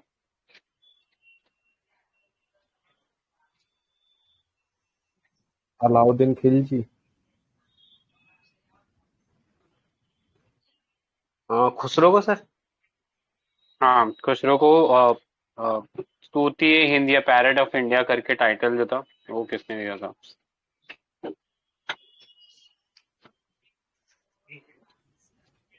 यही होंगे अलाउद्दीन सर, खिलजी, अलाउद्दीन खिलजी। खिलजी। तो आई थिंक वही थे, अलाउद्दीन खिलजी। सर थोड़ा राइट पे कर दीजिए इसमें। इसका एक और कंटेम्प्रेरी मिले थे मुझे तानसेन के, उनका नाम था बीजू महाराज, नहीं सॉरी, बेजू बावरा। हम एक वर्ड यूज करते हैं ना, बेजू बावरा। तो तानसेन के कंटेम्प्रेरी थे वो। और मतलब ऐसी कुछ स्टोरी मिली थी गूगल पे, तानसेन और बेजू बावरा में मतलब म्यूजिकल फाइट हुई थी, और उसमें बेजू बावरा मतलब विनर थे। और दोनों ने मतलब दोनों का ये भी ग्वालियर में और अकबर के कोर्ट में दोनों ने ही सर्व किया है। तो कंटेम्प्रेरी यूपीएससी पूछता है, तो एक यहाँ से एक और पर्सनैलिटी थे बेजू बावरा। और रिसेंट में अगर म्यूजिक में ही आए तो एक पर्सनैलिटी है बिरजू महाराज। अभी उनका देहांत हुआ कुछ टाइम पहले ही, 2-3 महीने पहले। तो वो कहाँ से रिलेट करते थे? कथक से रिलेट करते हैं वो।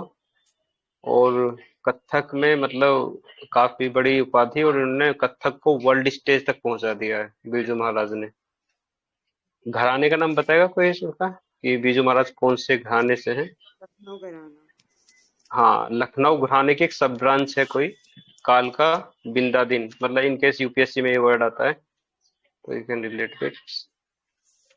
तो और कथक के बारे में देख लें, उत्तर प्रदेश का है, और कथाकर से एक होते थे जो कथा सुनाते थे, स्टोरी टेलर, उनसे ये मतलब आ, आया है। और इसमें इस्लामिक इन्फ्लुएंस भी है। ये ओनली क्लासिकल डांस है जिसमें इस्लामिक इन्फ्लुएंस मिलता है। और यही है इसके बारे में। और बीजू महाराज को देखा जाए तो इनको क्या क्या अवार्ड मिला? पद्म विभूषण मिला, संगीत नाटक अकादमी मिला, अवार्ड मिला है, कालिदास मिला है। देख लेना, इनको भारत रत्न नहीं मिला है, कभी लिख दोगे एग्जाम्पल में इनकेस आता है तो। लता मंगेशकर, अभी अभी रिसेंट में मतलब उनका भी देहांत हुआ है। इनको तीनों अवार्ड मिले हैं, भूषण विभूषण और भारत रत्न। तो देख लेना। म्यूजिक के केस में 2 सिटीज मतलब यूनेस्को ने आइडेंटिफाई की हैं, चेन्नई और वाराणसी, सिटी ऑफ म्यूजिक बोलते हैं। हाँ, कुछ और एडिशन हो इसमें? अच्छा, इसमें कुछ पीवाईक्यू भी है क्या? नेक्स्ट करेंगे टैब, आई थिंक कुछ मैंने और ऐड किया है, राइट में करेंगे। हाँ, पहले ये ट्रेंड था, पीवाईक्यू ऐसे पूछे जाते थे, अब ऐसे हालांकि होता नहीं है। लेकिन अब क्या है ना, मेडाइवल से आने लगा कि मेडाइवल में जैसा अमीर खुसरो हो गया, तानसेन हो गया, और आई थिंक इस बार भी ये लता मंगेशकर या इनका नाम आ जाए, बिरजू महाराज का, तो मतलब कोई बड़ी बात, सरप्राइज नहीं होगा। तो इस लाइन पे देख लेना कुछ बनता है तो। एक हमने पीवाईक्यू देखा ही था 2015 का, मंगनी यार का, म्यूजिक से रिलेटेड। तो वो कम्युनिटी कहाँ से है, मंगनी यार? राजस्थान। राजस्थान। Rajasthan, right sir. इसमें यही है, कुछ और एडिशन करेंगे, करना है तो मतलब कीजिए।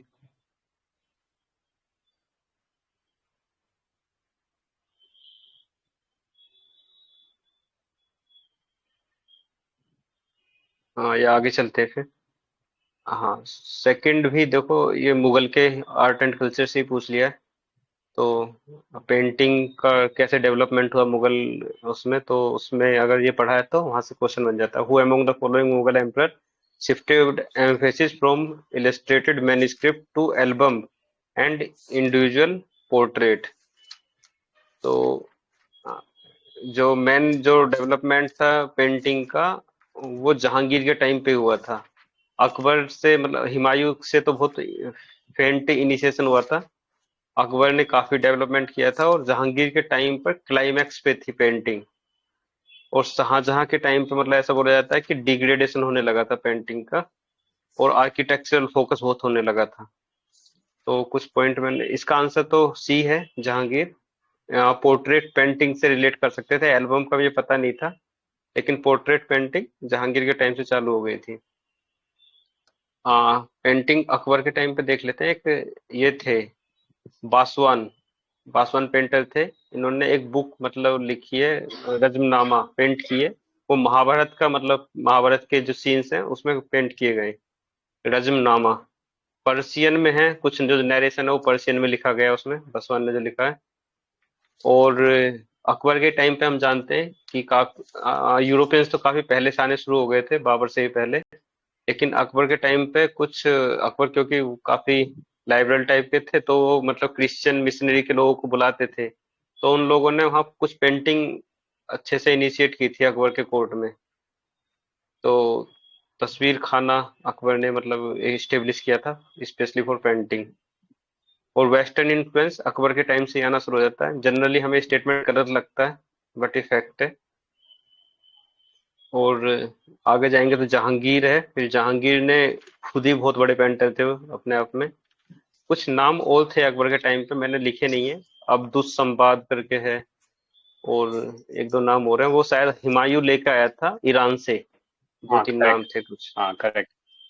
हाँ। और जहांगीर के टाइम पे पेंटर खुद था, और क्लाइमेक्स पीरियड में पहुंच जाती है पेंटिंग। अच्छा, नेचुरल पेंटिंग की शुरुआत की है कभी आपने? एक पेंटिंग देखी हुई गूगल गूगल पे, जेबरा। जेबरा मतलब एक रेक्टेंगल में पेंट हो रखा है, तो जहांगीर की ही पेंटिंग है वो।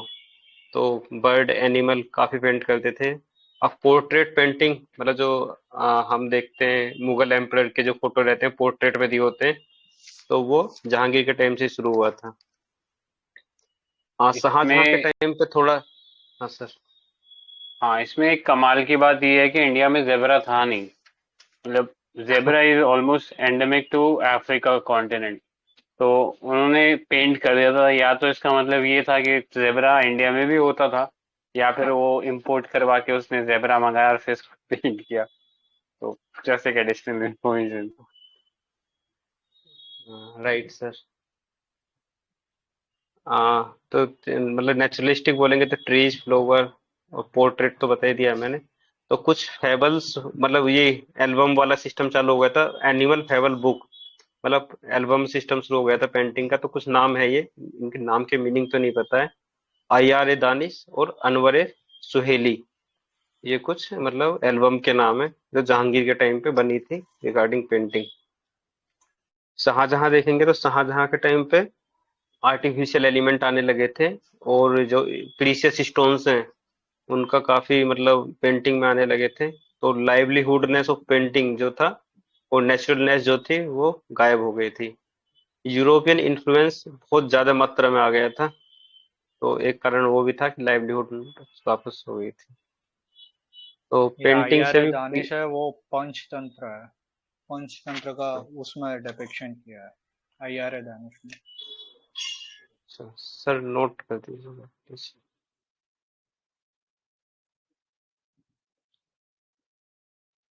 पंचतंत्र किसने, विशाख दत्त ने लिखी है क्या?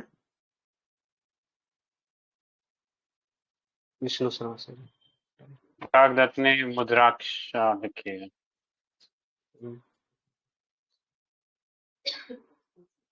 लाइट में सर है क्या कुछ इसके? हाँ हाँ, पेंटिंग मतलब यूपीएससी का ये भी एक फेवरेट थीम है, पेंटिंग वाला भी। तो एक तो फोक पेंटिंग ही पूछता है वो, जो कि लास्ट ईयर तो नहीं देखा गया है, 2020 में, 21 में। कलमकारी पूछा हुआ है, हम जानते हैं। मधुबनी पूछा है, और लोकेशन स्पेसिफिक क्वेश्चन आते थे अभी तक। और पद्म पानी की पूछ लिया था कि पेंटिंग कहाँ मिली है केव्स में। बनी ठनी पूछ लिया था, कौन से स्कूल में। तो थीम उसका वही है, लोकेशन बेस्ड है, और इस टाइप का। और मुगल के भी पहले भी ये पूछा हुआ है, देखो ये क्वेश्चन सीधा बन जाता है, Mughal painting reached it's zenith under. तो अगर पीवाईक्यू किया था तो ये क्वेश्चन यहाँ से ही हो जाता। और एक ये है, painting form the spinal column of different schools of Indian miniature art, which one of the following painting style was not affected by Mughal painting. अब जब रीजनल पेंटिंग पढ़ते हैं तो उसमें आता है, आई थिंक कालीघाट होगा, वेस्ट बंगाल वाला एरिया। हाँ, क्योंकि ये Kalighat I think western West Bengal वाला हो गया। एंड बाकी सब ये जो औरंगजेब से भाग भाग कर जब पेंटर्स और जगह गए थे तब ये स्कूल्स एस्टैब्लिश हुए थे। तो कालीघाट अच्छा, इसमें से ऑड वन आउट है।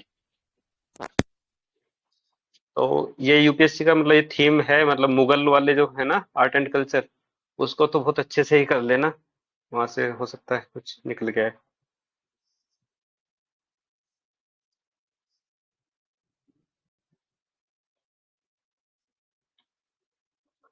हाँ, ये क्वेश्चन मतलब पीवाईक्यू बेसिस ही है, पहले भी ऐसा क्वेश्चन देखा हुआ था।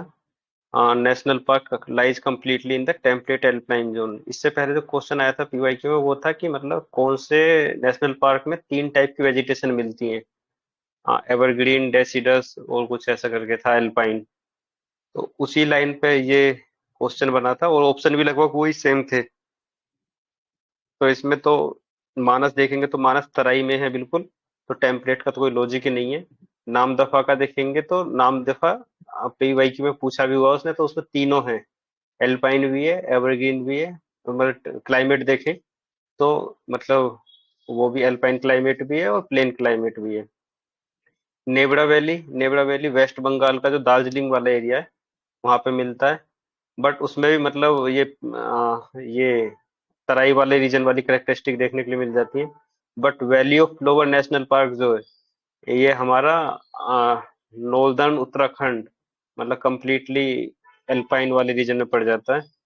तो वहां से पहुंच जाएंगे, मतलब बेसिक क्लाइमेट की नॉलेज है तो आई थिंक वहां तक पहुंच जाएंगे।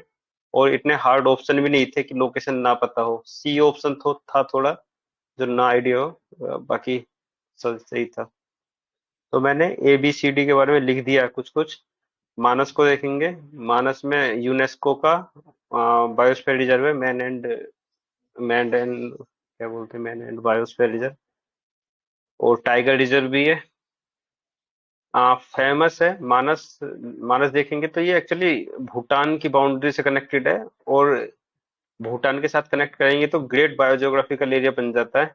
मतलब भूटान में भी प्रोटेक्टेड एरिया है मानस, रॉयल मानस कैसे करके नाम है उसका।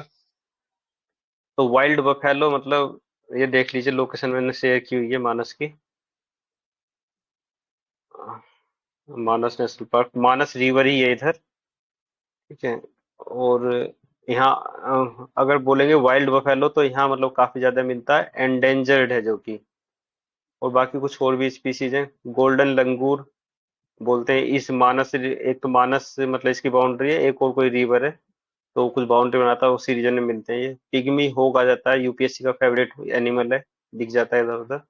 एंडेंजर्ड है, कंप्लीटली इन तराई बेल्ट है, भूटान की भी तराई बेल्ट और इंडिया की भी। नाम दफा देखेंगे, नाम दफा अरुणाचल प्रदेश का नागालैंड वाली बाउंड्री वाला एरिया है। मिसमी और पटकाई रेंज बोल सकते हैं। अच्छा, बम्बू फॉरेस्ट बहुत ज्यादा मिलते हैं नामदफा में। तो बम्बू पे एक ट्री ड्वेलिंग मतलब स्पीसीज है, क्या बोलते हैं, आर्बोरियल स्पीसीज है, कौन सी स्पीसीज मिलती है? बैम्बू रेड को पॉइंट। खाने वाला तो ग्रेट पांडा है, बट उसको आर्बोरियल नहीं बोलेंगे। आर्बोरियल तो वो होता है जो पेड़ों पे रहता है। हाँ सर, वो पेड़ों पे रहता है आई थिंक सर। पांडा पेड़ों पे शायद नहीं रहता, वो तो नीचे ही रहता है, बट वो खाता है उनको। अच्छा अच्छा, तो वो एंडेंजर्ड है रेड पांडा। इंडिया में मिलता है, दो टाइप के पांडा होते हैं, एक ब्लैक पांडा भी होता है शायद। Black Panda I think India में फाउंड नहीं होता है। रेड पांडा इंडिया में है, और नॉर्थ ईस्ट रीजन में ही है। हाँ। एक री हाँ, अगर आप रेड रेड पांडा की बात करें तो रेड पांडा आर्बोरियल है। आई थॉट वो आप चाइनीज पांडा की बात कर रहे हो। अच्छा अच्छा, हमारे इधर यही मिलता था। चाइनीज पांडा मिलता है क्या? मैं देख रहा था, आई थिंक मुझे दिखा नहीं सर। नहीं नहीं, चाइनीज पांडा इंडिया में नहीं मिलता, वो चाइना में ही है। हम्म। और वो ब्लैक इन कलर है क्या सर, वही चाइनीज पांडा? उसको जाइंट हाँ। पांडा भी बोलते हाँ, जायंट पांडा वो ब्लैक, मतलब वो आंखों के पास ऐसा लगता है किसी ने मुक्का मारा हो उसके, काली हो रखी होती है, तो वो वाला है। और उसे एक एडिशनल इंफॉर्मेशन, WWF का जो लोगो है ना, उसमें आई थिंक ब्लैक पांडा ही है, रेड पांडा नहीं है, लाइक स्टेटमेंट अगर आता है तो। हाँ, नाउ दिहिंग रिवर है जो पास होती है नामदफा से, मतलब दिहिंग की कोई ब्रांच है, नाउ नाउ दिहिंग।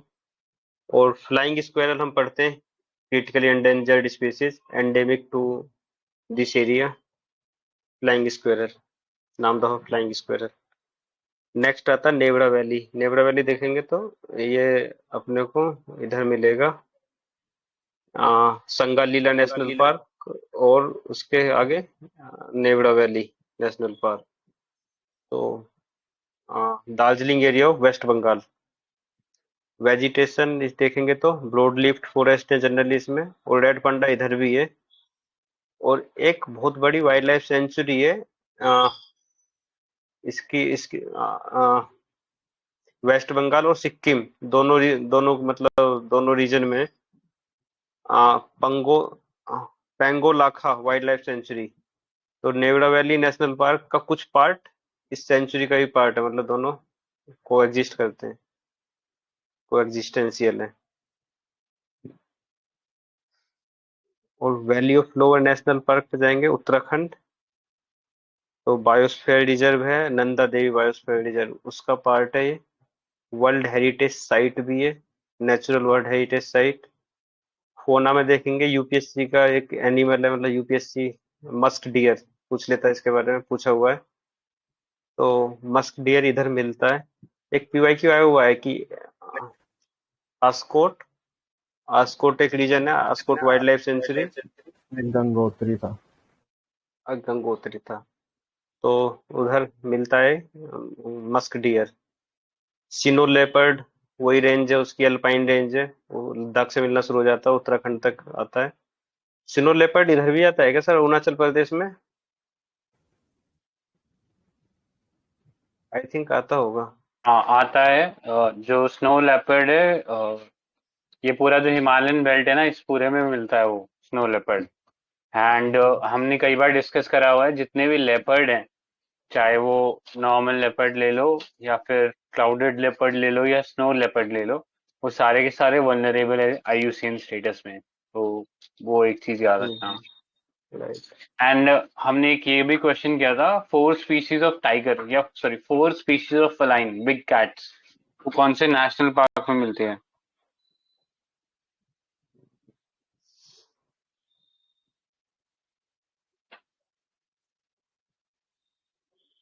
डिस्कस करा हुआ है यार ये पहले।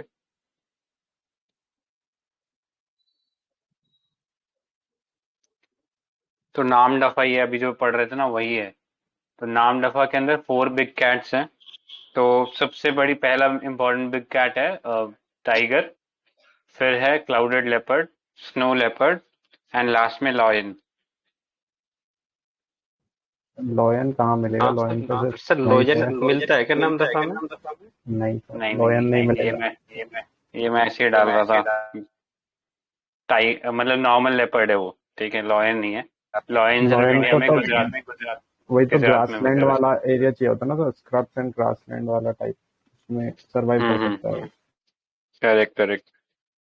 तो याद रखना 4 बिग कैट की स्पीशीज में मतलब ऐसा हो सकता है यूपीएससी लॉयन डाल दे, तो लॉयन वॉयन कुछ नहीं है वहाँ पे। यहाँ पे स्नो लेपर्ड, क्लाउडेड लेपर्ड, जो कॉमन लेपर्ड हम देखते हैं वो येलो और ब्लैक स्पॉट वाला वो वाला लेपर्ड, लास्ट में टाइगर्स। ठीक है, तो ये सब मिलते हैं वहाँ पे। ठीक है सर। ये जो तो वेल, क्वेश्चंस के ऑप्शंस थे ना, हाँ तो सर। वो नहीं, क्वेश्चन जो था मानस नेशनल पार्क वगैरह ऑप्शंस थे ना, तो उसका आंसर हम ऑड मैन आउट करके भी निकाल सकते थे ना, क्योंकि देखा जाए तो मानस आसाम में है, नामदफा अरुणाचल, नौरावाली वेस्ट बंगाल, तो एक पे पास पास ही है। एक वो वैल्यू ऑफ फ्लावर्स ही अलग से था, तो शायद ऐसे करके भी हम मतलब एलिमिनेट कर सकते थे जिसको पता नहीं है आंसर। और राइट सर, राइट। जो पहले 3 है ना, मानस, नामदफा और न्योरावली, ये सेम ही लैटिट्यूड पे है, तो ऐसा कुछ क्वेश्चन आए तो मतलब सॉल्व हो जाएगा उससे। ठीक है सर। एक ट्रेंड देख रहा था मैं पहले, यूपीएससी का जो ट्रेंड था ना, आपको 2015 देख रहा था। जो क्वेश्चन आते थे वो नेशनल पार्क या वाइल्ड लाइफ सेंचुरी और लोकेशन स्टेट, तो वो उनका ट्रेंड था। बट रिसेंट में ट्रेंड चेंज हुआ है। वो एक तो रिवर के, मतलब रिवर का आ गया है, एक इंक्लूड कर देते हैं कौन सी रिवर यहाँ से फ्लो होती है, और दूसरा डोमिनेटिंग स्पीसीज कौन सी है नेशनल पार्क की। तो नेशनल पार्क प्रिपेयर करें तो इस लाइन पे करना थोड़ा, मतलब लोकेशन तो ठीक है, लेकिन लोकेशन से आके दो चीजें हैं, एक तो डोमिनेटिंग स्पीसीज और उसके बाद रिवर्स कौन सी पास हो रही है। तो ये तो क्वेश्चन आसान है सर, जो पीवाईक्यू में 2004 के और 2005 के लाइन उसी लाइन पर है। 2005 में भी आया था रिवर वाला सिस्टम तो, और हाइड्रो इलेक्ट्रिक पर आंसर तो नहीं पता मुझे इनके, लेकिन ट्रेंड देखने के लिए मैं कर रहा था। तो हाँ, ट्रेंड यही है कि हाँ सर। एक बार कर लेते हैं ना, 2005 वाला क्वेश्चन अच्छा क्वेश्चन है। तो silent valley national park in the Nallamalai range, तो ट्रू है फॉल्स है? सर ये फॉल्स है, नल्लामलाई तो आंध्र प्रदेश में है, और ये साइलेंट तो वैली आई थिंक केरला में है। ये नीलगिरी में आता है, ठीक है, तो ये हाँ। फॉल्स हो गया। देन सेकंड क्या था, Pathrakadavu hydro electric project is suppose to be built, तो ये हमें नहीं पता। Then last, the Kunthi river originates in silent valley rain forest, तो ये ट्रू है फॉल्स है? नाम तो सर लग रहा है साउथ इंडियन ही नाम लग रहा है, कुंथी रिवर, तो आई थिंक तो ये ट्रू हो सकता है। ये ट्रू है, क्योंकि यहाँ यहाँ से पास होती है, कुंती पूजा नाम है उसका, तो ये ट्रू है। तो सेकंड एंड थर्ड स्टेटमेंट ठीक है, फर्स्ट एलिमिनेट करके सेकंड थर्ड आंसर हो जाएगा। ठीक है, और कुछ मैं नॉर्थ ईस्ट के जो फेमस वो है ना, फेमस के मतलब सारे ही हैं, कॉम्प्रिहेंसिव है, ये पिक्चर में डाल दिए हैं, ये देख लेना कि नेशनल पार्क वगैरह कौन से कितने लाइक करते हैं। रिवर भी दे रखा है इसमें।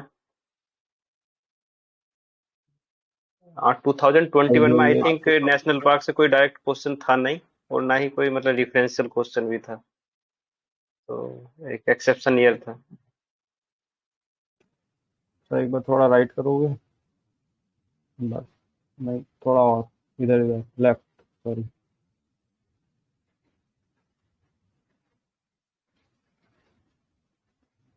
तो ये वाला क्वेश्चन भी देख लेते हैं, 2005 वाला। तो कोई बताएगा इसमें कुछ?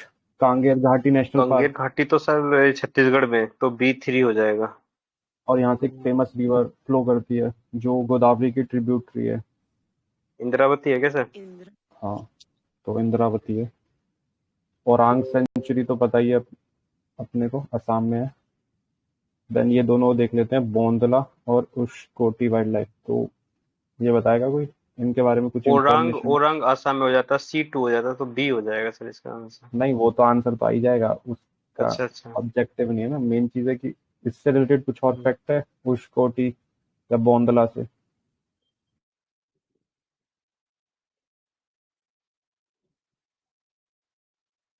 आई थिंक उशकोटी उड़ीसा में है। बोंडला गोवा में है, बहुत छोटा सा सेंचुरी है। पता नहीं, I don't know, may be शायद उस टाइम कुछ न्यूज में रहा हो तो पूछा हो। अदरवाइज बहुत छोटा सेंचुरी, जनरली हम पढ़ते भी नहीं इन चीजों के बारे में। और शायद इंद्रावती को रेड रिवर भी बोला जाता है इसीलिए, क्योंकि ये एक नक्सल एरिया से निकलती है ना, बस्तर रीजन। और जो ये सर इसका कॉन्सेप्ट था ना, इस क्वेश्चन का कॉन्सेप्ट इस टाइप से था। आप मतलब जब अपना ओरिजिन हो रहा था ये वेस्टर्न हिमालयाज और ईस्टर्न हिमालयाज का, तो अपना जब ये इंडिया वाली जो गोंडवाना से टूट के स्ट्राइक की थी, मतलब तो पहले वेस्ट वाली ब्रांच थी तो वो वाला टकराया था, ठीक है। देन बाद में ईस्ट वाला हुआ था, तो इसलिए आप देखते हो जो वेस्ट वाला है उसकी स्नो लाइन जो है वो काफी ऊपर होती है, मतलब लेटीट्यूड में, मतलब अराउंड, मतलब काफी नीचे मिल जाती है आपको 3000 से 4000 मीटर के आसपास। बट जो बाकी ये वाले एरियाज है, मतलब जो ईस्टर्न हिमालयाज है, इसमें जितने भी हैं तो उनमें सक्सेशन ऑफ वेजिटेशन मिलता है सबसे ज्यादा। तो एक बार यूपीएससी ने पहले पूछा हुआ है कि जो ईस्टर्न हिमालयाज हैं उसमें सक्सेशन ऑफ वेजिटेशन क्यों मिलता है as compare to western Himalayas. तो उसमें एक ऑप्शन था कि हाँ ज्यादा रेनफॉल होती है, और एक शायद ऑप्शन था इस टाइप से कि ये काफी क्लोज है ट्रॉपिक ऑफ कैंसर और कोस्टल एरियाज के। और दो काफी एम्बिगुअस से थे, तो कौन सा होगा इसमें आंसर ठीक, कि रेनफॉल ज्यादा होती है या फिर coastal area tropic of cancer के ज्यादा क्लोज है।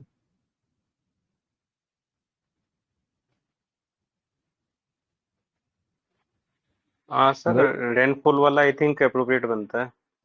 नहीं, इसमें कोस्टल एरिया और ये ट्रॉपिक ऑफ कैंसर वो उसका एक इफेक्ट है, वो पास है इसीलिए वहाँ रेनफॉल ज्यादा होता है। इसीलिए जो यहाँ पे जो सक्सेशन ऑफ वेजिटेशन होता है वो ट्रॉपिकल एवरग्रीन से एल्पाइन होता है।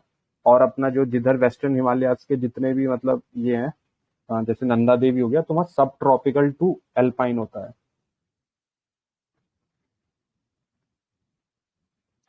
ठीक है। तो ये मतलब ज्योग्राफी से रिलेटेड भी है इसका मतलब कॉन्सेप्ट।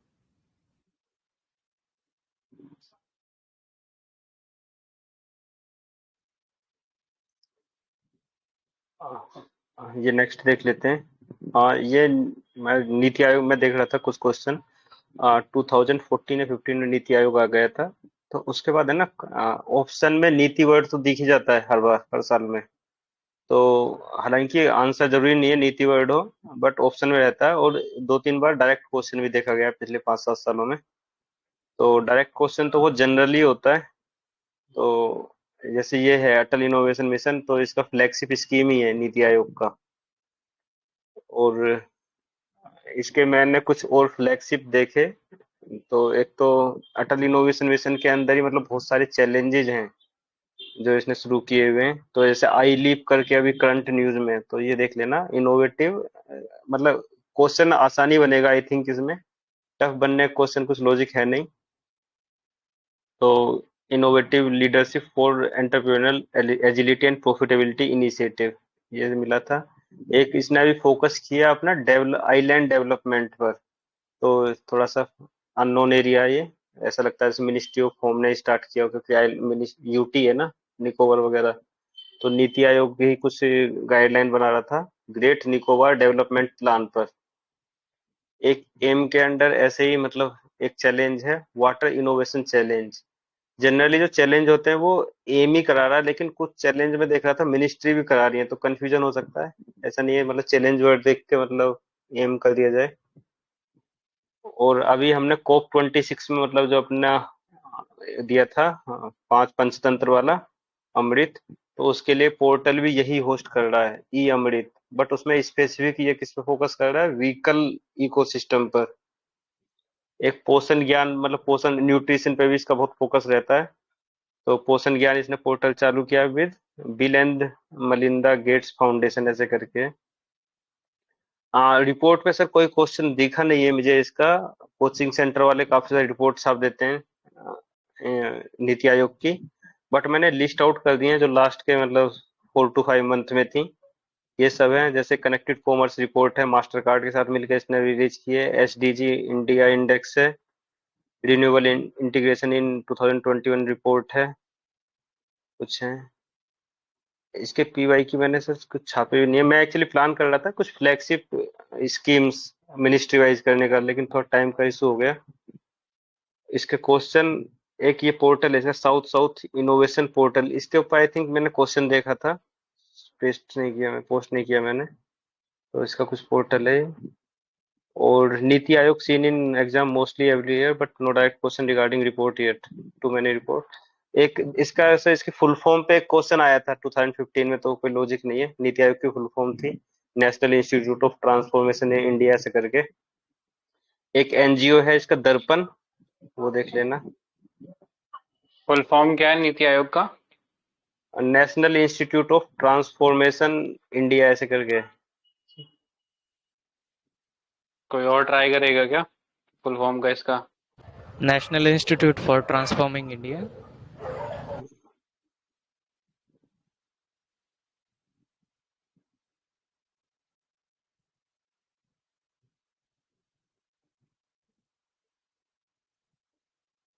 यही है करेक्ट ना है क्या? सर? ये भी करेक्ट नहीं है। नहीं, करेक्ट नहीं है। कोई और ट्राई करेगा क्या? तो ये देख लो, नेशनल इंस्टीट्यूशन है, और वो क्वेश्चन भी शायद इसी लाइंस पे था कि वो फुल फॉर्म क्या है, और बहुत लोग गलत करके आए थे। ठीक है, तो वो इंस्टीट्यूट नहीं है, इंस्टीट्यूशन है, national institution for transforming India. ठीक है।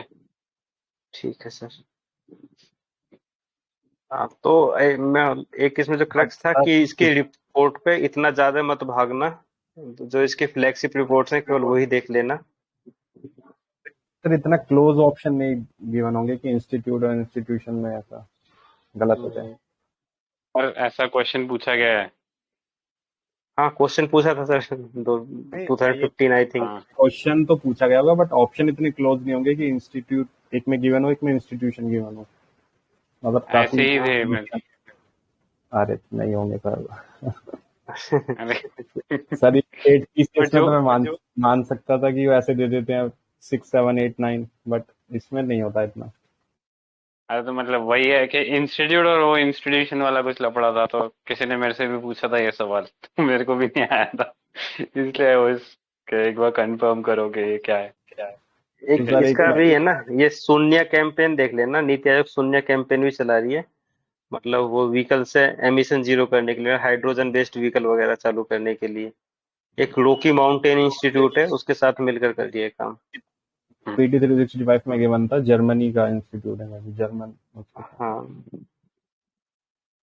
और ये सारे है ना, जैसे हम देखें कि geospatial energy map of India किसने रिलीज किया है, तो ऐसे देख के लगता नहीं है मतलब कि नीति आयोग ने किया होगा। अगर क्वेश्चन बनता है तो ये सारे मतलब देखने में सब ऐसे लगते हैं मिनिस्ट्री ने किए होंगे, कोई और ऑर्गेनाइजेशन ने किया होगा, बट नीति आयोग ने पार्टनरशिप करके नीति आयोग रिलीज करता है इन सब की हेल्प लेके। जैसे renewable integration in India 2021 report आया है, ये इसने इंटरनेशनल एनर्जी एजेंसी से हेल्प लेके मतलब रिलीज किया है ये रिपोर्ट। तो कुछ कुछ चीजें हैं, देख लेना है ना, कंफ्यूजिव है। तो एक रिपोर्ट ठीक। होती है ease of living index India का, वो कौन रिलीज करता है? ये तो मिनिस्ट्री ऑफ अर्बन करता है क्या सर?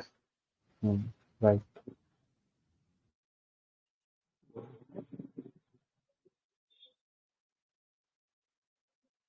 और ये क्वेश्चन जो था 80, इसमें तो मतलब ज्योग्राफिकल फिनोमिना था ये, इसमें मुझे कुछ ऐसा लगा नहीं कि कुछ सर्च किया जाए।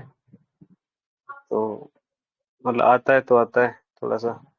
21 जून को मतलब सन किधर हो, क्या मतलब क्या है, does not set below the horizon at Arctic circle.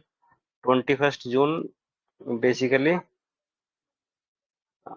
Equinox भी नहीं है ना, ये इक्विनोक्स ही है सर, इक्विनोक्स है I summer think. Summer solstice solstice है। है क्या? हाँ ट्रॉपिक ऑफ कैंसर पे होगा ना आई थिंक, सन की पोजीशन उस टाइम पर। हाँ, इक्विनॉक्स में तो दोनों डे और नाइट बराबर हो जाता है। ठीक है, तो वो इक्विनॉक्स रहेगा। और सोलिस्टिस दो टाइप का हुआ, समर सोलिस्टिस अगर नॉर्दर्न हेमिस्फेयर में तो समर सोलिस्टिस है, और सदर्न हेमिस्फेयर में ट्रॉपिक ऑफ कैप्रिकॉर्न के ऊपर है तो वो विंटर सोलिस्टिस है। ठीक है, हम्म, तो तो क्वेश्चन तो आई वही थिंक है। आसान ही था।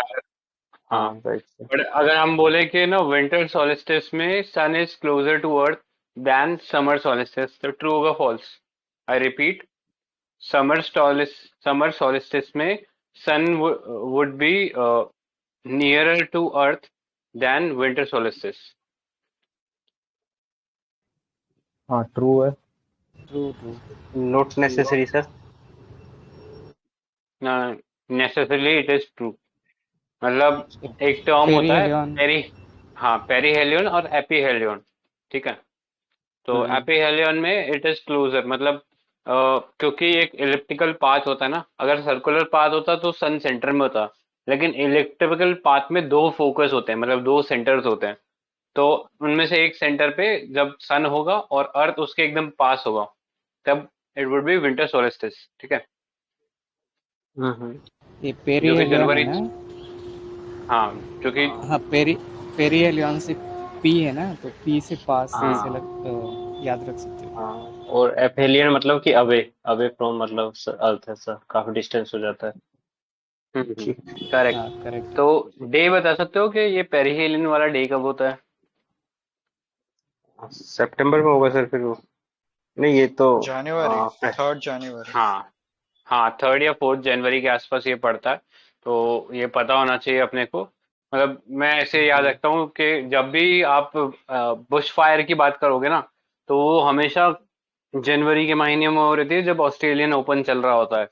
तो हर साल का वो एक ड्रामा है जो हर बार होता है। तो कह सकते हैं कि उस टाइम सन अर्थ के थोड़ा और पास आ जाता है, इसलिए गर्मी बहुत ही ज्यादा हो जाती है वहाँ। तो वैसा कुछ मतलब लॉजिक बनाया है, ऐसा कोई वो चीज नहीं है कि ऐसा होता ही है। बट हाँ ये चीज याद रख लेना कि पेरिहेलियन होता है and वो 4 जनवरी को होता है, ठीक है।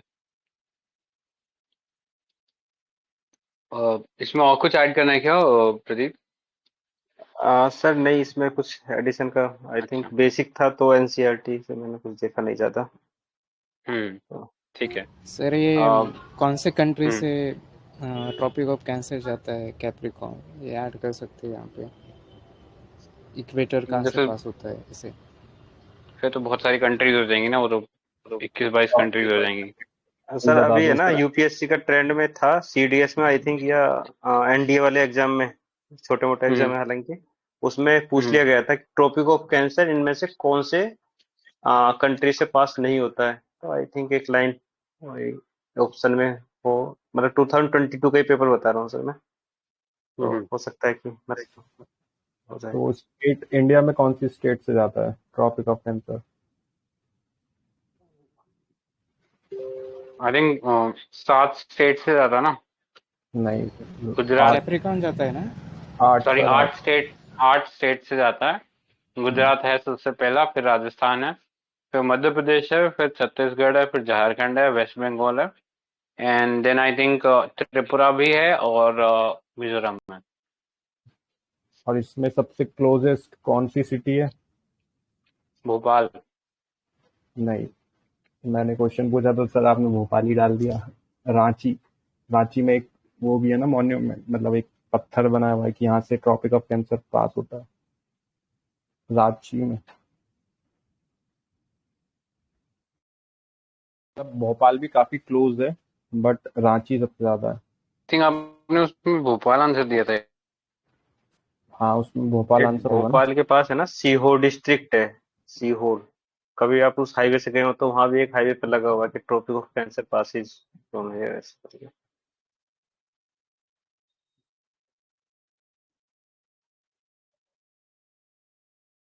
और जो अपना आईएसटी है, वो कौन कौन सी स्टेट से पास होता है? यूपी हम्म। और एमपी, एमपी, छत्तीसगढ़, आई आंध्रा। थिंक ओडिशा और आंध्र प्रदेश। हम्म। उड़ीसा तो नहीं होगा ये शायद। नहीं नहीं, ये पांच ही हैं, उड़ीसा और आंध्र प्रदेश। अच्छा उड़ीसा भी एक है। ठीक है। हम्म। ठीक है फिर आई थिंक आज के लिए यहीं पे स्टॉप करते हैं। काफी अच्छा डिस्कशन था। आई थिंक डी ने एंड प्रदीप आपने काफी अच्छा कंटेंट प्रिपेयर किया था। बाकी सब लोग भी इसी लाइन पे प्रिपेयर करते हैं, ठीक है, एंड जल्दी से थोड़ा इसको फिनिश करते हैं, ठीक है।